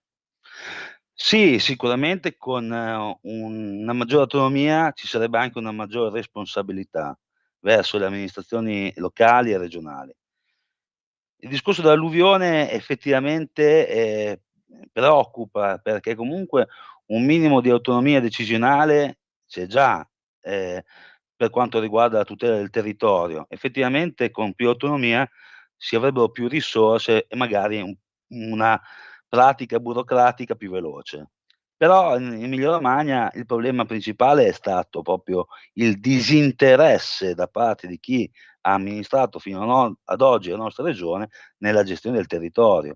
Come hai detto tu, effettivamente ci sono stati dei casi in cui una manutenzione scorretta delle sponde dei fiumi, quindi un taglio non coordinato di alberi e poi abbandonati lì sul ciglio del fiume, ha causato vere e proprie dighe sotto i ponti e rischiando di far collassare i ponti stessi, e in un caso della Romagna, del fiume Lamone, ha causato l'esondazione del fiume e un nuovo allagamento. Quindi una gestione più accurata del territorio è necessaria, con più autonomia saremmo più veloci nella gestione del territorio, però ci vogliono anche amministratori competenti. Ecco, questo è altrettanto importante, ci vuole gente che veramente ama il proprio territorio, che voglia prendersi la responsabilità. Mi chiedono del pacchetto sicurezza minimo, allora mostriamo questo cartello che riassume un attimo il pacchetto sicurezza del governo approvato e per il quale naturalmente le opposizioni hanno manifestato, persino i sindacati in piazza. Ti leggo alcuni punti e mi dici magari secondo te qual è il punto più importante. Lo stop alle borseggiatrici, lo stop al blocco stradale, alle occupazioni abusive, all'accattonaggio con minori, alle truffe agli anziani, stop alla violenza, minacce e resistenza contro le forze di polizia e la polizia stradale, al deturpamento di immobili, sedi, auto e forze di polizia, il nuovo reato, la rivolta nelle carceri e nei centri di accoglienza, l'uso dell'arma non di ordinanza senza licenza e fuori dal servizio per forze di polizia, il contrasto all'usura, ma poi certo le nuove norme per la prevenzione al terrorismo di matrice islamista fondamentalista, rafforzamento dell'agenzia per i beni sequestrati alle mafie, lo stop alla cannabis light, l'aggravante Notav, la tutela per le forze di polizia e arrivano le body cam, più CPR contro l'immigrazione clandestina, l'arresto differito contro i violenti nelle piazze, l'aggravante contro la violenza sui treni e per il danneggiamento nelle piazze. È chiaro che la sinistra ha detto che facciamo sentire il tintinnio di manette, ma tutti questi sono problemi che quotidianamente, chiaramente anche sul fronte scolastico, certamente, basta con sto fare che meniamo i professori, eccetera. È tintinnio di manette o forse davvero un'esigenza, perché i tempi sono cambiati e la situazione sta peggiorando? Polazzi. No, la situazione sta peggiorando e il degrado è sotto gli occhi di tutti. Io lo vivo personalmente nella città di Bologna. Pochi giorni fa, come dicevamo prima, l'omicidio di un ragazzino, una coltellata tra minorenni. La situazione è sotto gli occhi di tutti, l'aggravarsi della sicurezza è indiscutibile. Di questi punti ce ne sono 2 principalmente, tutti importanti e fondamentali. Ce ne sono 2 che mi premono in maniera particolare, 3. Diciamo, le maggior dotazione di body cam agli agenti è fondamentale per la tutela degli agenti stessi, ma anche l'inasprirsi delle pene per chi occupa abusivamente immobili. Noi a Bologna purtroppo ne abbiamo dei casi di alloggi comunali occupati, anziani che si vedono la casa occupata, è una situazione gravissima e i casi stanno aumentando non solo in città, ma una nuova fase di queste occupazioni abusive la vediamo anche nei territori di provincia, della provincia anche più estrema. Quindi è un fenomeno in dilagarsi in cui è giusto intervenire puntualmente e rapidamente.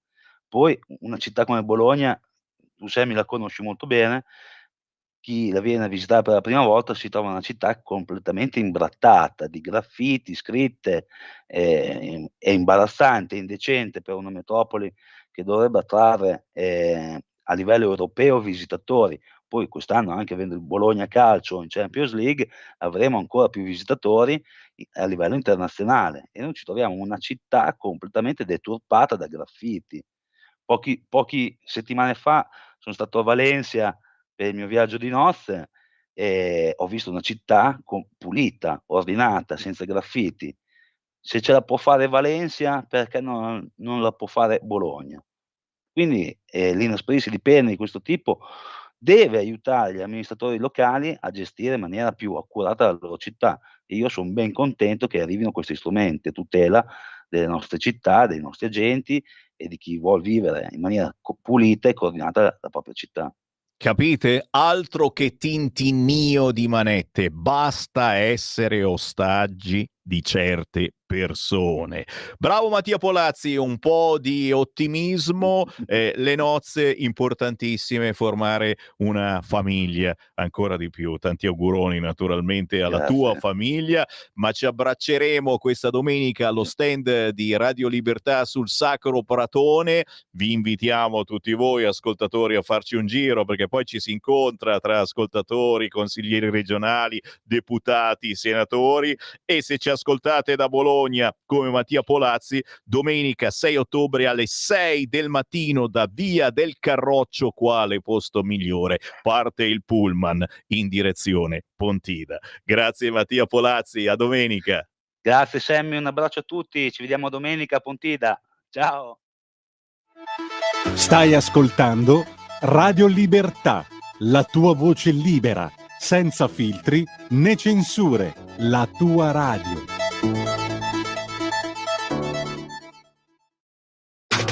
Stai ascoltando Radio Libertà, la tua voce libera, senza filtri né censura. La tua radio.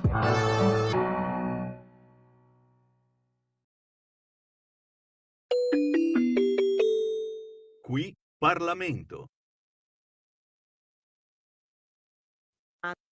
Che gli enti di area vasta sono titolari di funzioni amministrative proprie, individuate con legge regionale, e di quelle conferite con legge regionale. La disposizione riprende quanto previsto dall'articolo 118 secondo comma della Costituzione, in base al quale le province, insieme con i comuni e le città metropolitane, sono titolari di funzioni amministrative proprie e di quelle conferite con legge statale o regionale secondo le rispettive competenze.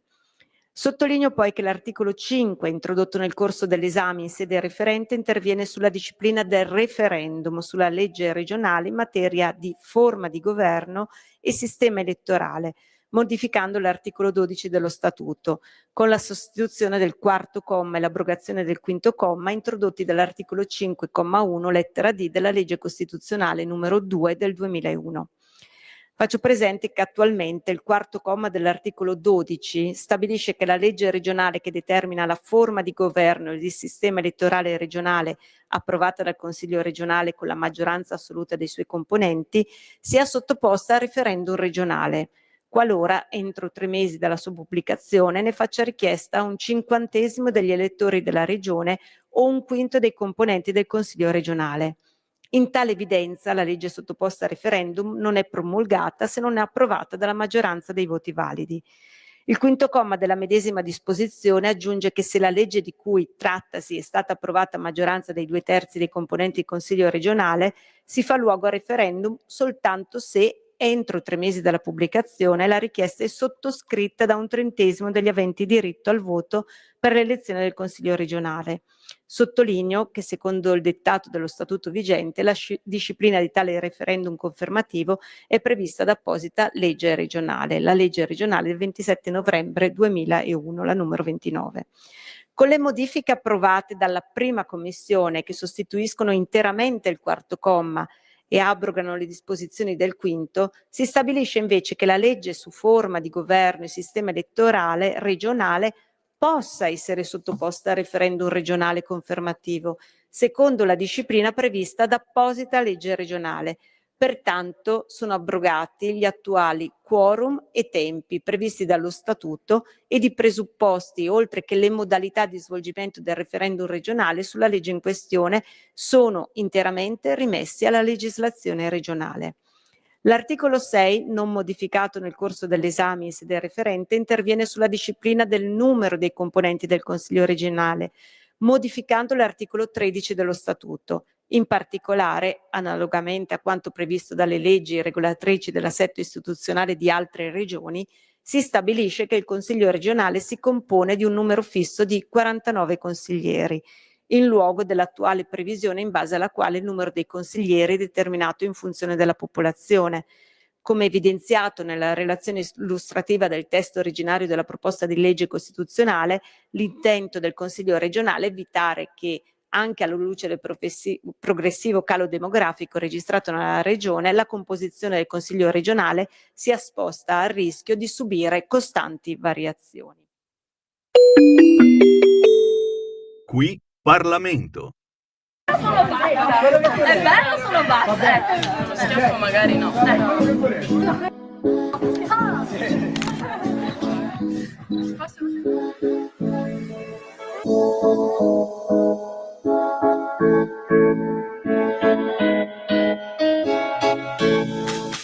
Riesco difficilmente a stare qui seduta.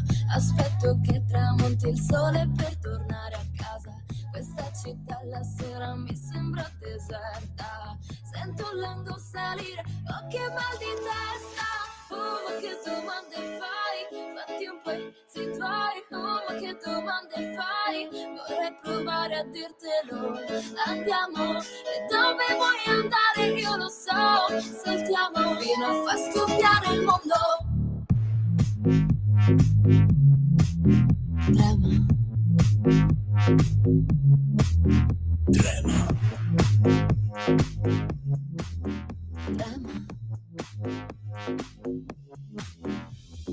Andiamo in questa città, so che sei la mia metà.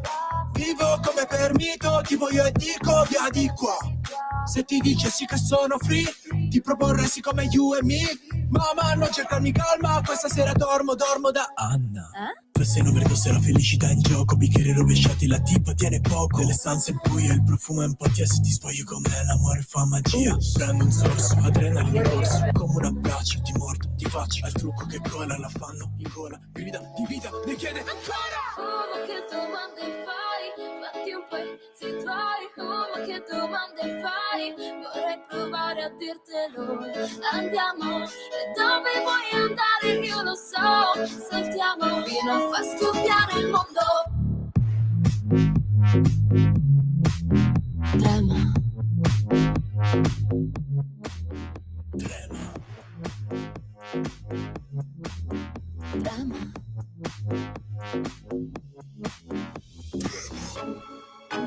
Ricomincio da te, quella voglia che non passa, del silenzio delle tue braccia, tu non ti scordar di me. Trema. Trema. Trema. Andiamo in questa città, so che sei la mia metà. Vivo come per mito, ti voglio e dico via di qua. Se ti dicessi che sono free, ti proporresti come you e me. Mamma, non cercarmi calma, questa sera dormo da Anna. Chiaro che la musica ci deve dare energia, mai come oggi abbiamo voglia di un po' di ottimismo. Arriva pure quello. Arriva con la canzone dei Whitemore, Trema, duo siciliano. Qui si trasmette pura libertà, pura adrenalina per rompere con la monotonia. Pensate che il video è fatto in discoteca, vai! Che ore sono? Un orologio, 14:41, è tempo di Focus Lombardia. Va ora in onda Focus Lombardia.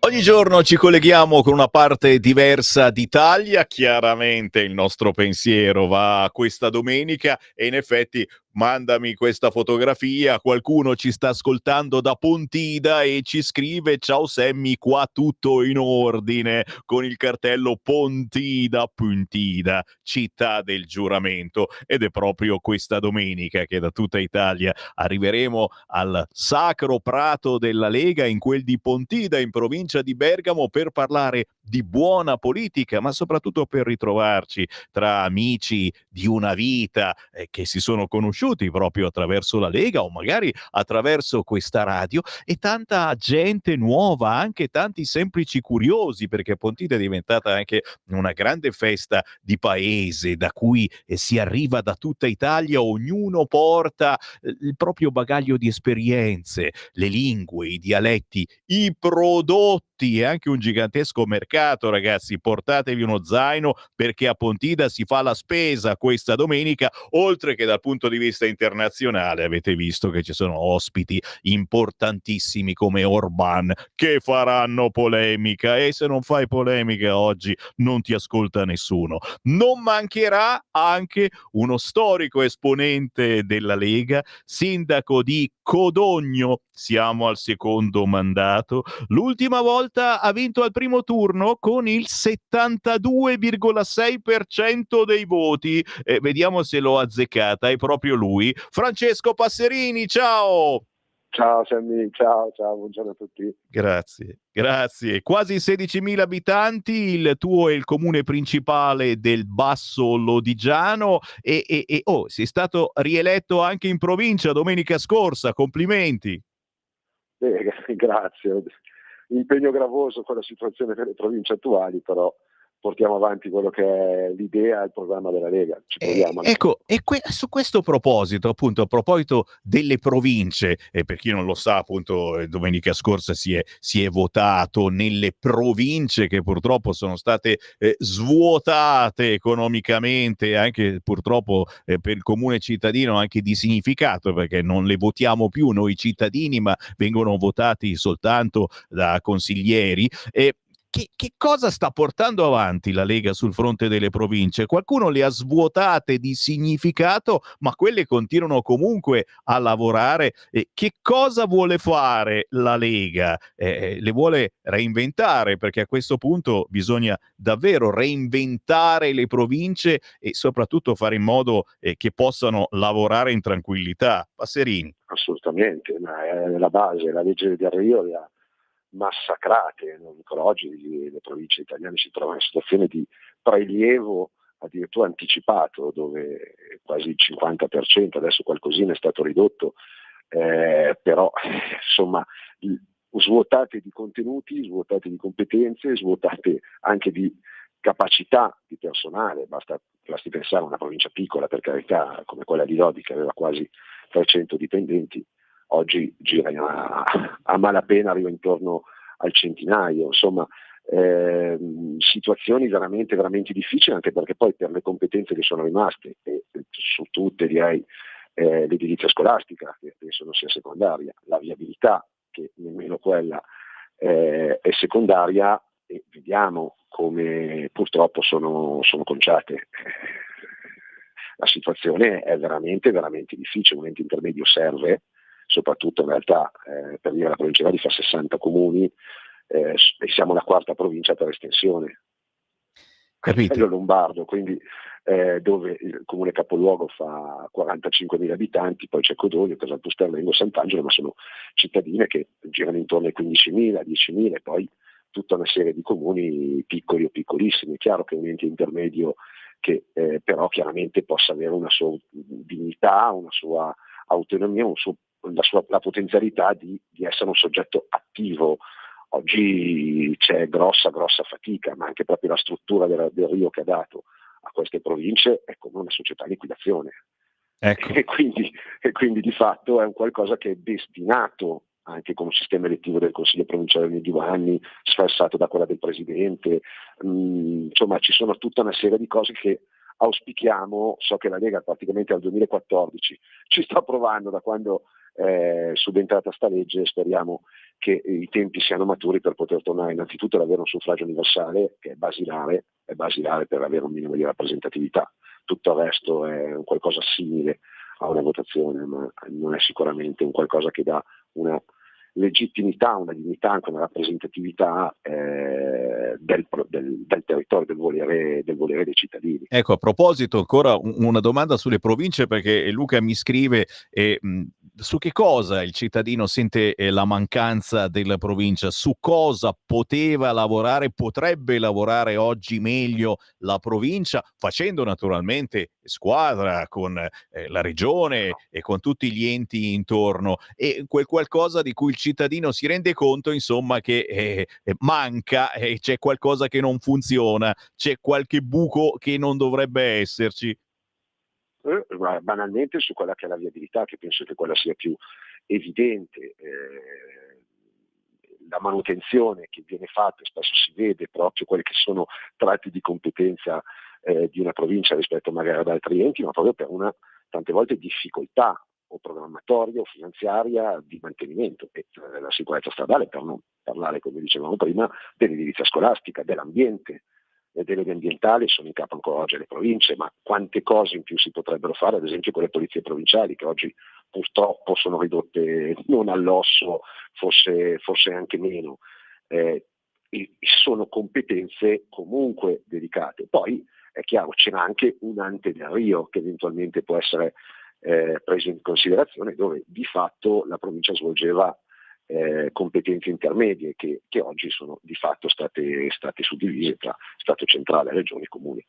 Capite che bisogna ritornare a lavorare seriamente. Intanto, chiaramente, anche qua i nostri ascoltatori sono galvanizzati dalla Pontida che si sta avvicinando. Qualcuno già mi chiede il pullman che parte dalla tua zona. Domenica 6 ottobre io ci ho scritto da Codogno alle 7:45, Piazzale Carabinieri d'Italia.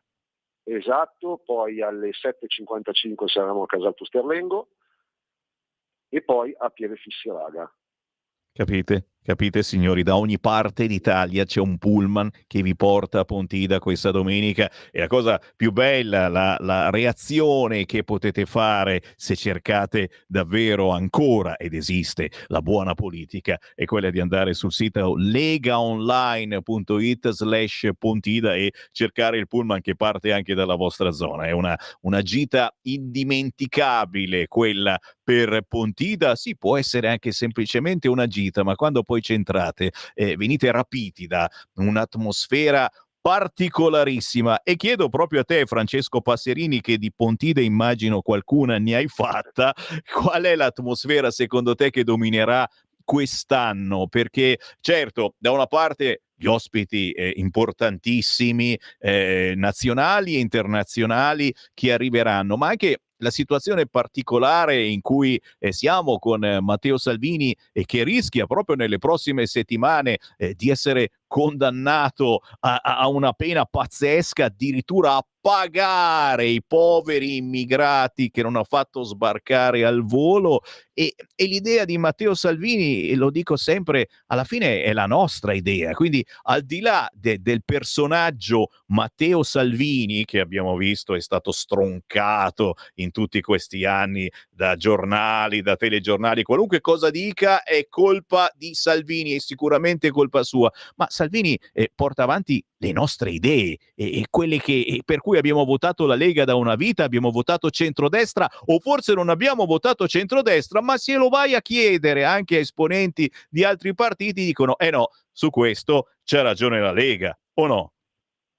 Ma guarda, Pontida poi è qualcosa di magico, e quest'anno soprattutto, come hai detto te, è immancabile. Difatti pullman, macchine, tanta gente ho sentito che vuole partecipare, che si sta interessando proprio per manifestare anche quella che è una cosa veramente, penso, fuori da ogni logica in uno stato di diritto, davanti a un ministro che legittimamente agiva per il mandato che gli elettori sovrani gli hanno conferito. Un governo, un Presidente del Consiglio dei Ministri che poi si è girato dall'altra parte, cercando di far di tutto per palesi interessi politici e non del paese che invece doveva rappresentare, cercando di creare dei problemi a Matteo, ma è una cosa fuori da ogni logica. Nella Pontina ci saremo in tanti, e guarda, sono convinto, sperando che il tempo ci assista, ma sono sicuro che con l'acqua e con la pioggia a Pontina non si manca. Ma è chiaro, c'è gente addirittura che invoca il fango curativo di Pontida, cioè capisci? Siamo dei pazzi, lo so, siamo dei pazzi, ma quando ci unisce una fratellanza politica di questo tipo c'è un entusiasmo. C'è un entusiasmo bellissimo che contagia anche coloro che non sono della Lega, ma alla fine dicono: ma no, cavolo, io vado a vedere che cosa succede, io prenoto il pullman, e non è che ti chiediamo la tessera della Lega per salire sul pullman, ragazzi. Anche perché i pullman nostri sono gratuiti, quindi... E allora è anche un bellissimo modo per stare insieme, trascorrere una giornata diversa. Francesco Passerini, sindaco di Codogno, vedi, alla fine ci siamo menati via con tante argomentazioni positive, però una battuta anche su quello che stai facendo in questi anni per la tua città, che ti ha rivoluto sindaco, e ci sarà un buon motivo. Come l'hai rivoluzionata? Quali sono stati i lavori più belli, più importanti che hai fatto e quelli che stai ancora portando avanti, Passerini? Beh, noi siamo partiti appunto ormai 8 anni fa, riprendendo in mano una città che la sinistra aveva sostanzialmente abbandonato. Abbiamo messo in campo progetti di rigenerazione, interlocuzioni con enti sovracomunali che finalmente, mi viene da dire, si è riusciti a riqualificare la zona della stazione, degli attraversamenti storici che addirittura uno aveva 104 anni, era nella terra di nessuno, diverse rigenerazioni urbane, una delle quali grazie anche al PNRR è ancora in corso, legata al polo fieristico, un polo fieristico storico, un polo fieristico che ad oggi ospita la Fiera Zootecnica, che è una 233esima edizione, ma che può ospitare molti altri eventi. Aveva bisogno di interventi importanti e grazie al PNRR siamo riusciti a intercettarli. Una comunità che si è riusciti anche a garantire strutturalmente, sentivo prima, quelli che sono i problemi legati anche a situazioni di criminalità. Noi siamo in una zona fortunatamente dove lo stile della vita è alto, dove certi fenomeni fortunatamente sono estremamente marginali, ma insieme, collaborando con quelli che sono dei modelli che oggi il Ministero degli Interni, viene a dire il nostro ottimo sottosegretario Molteni, anche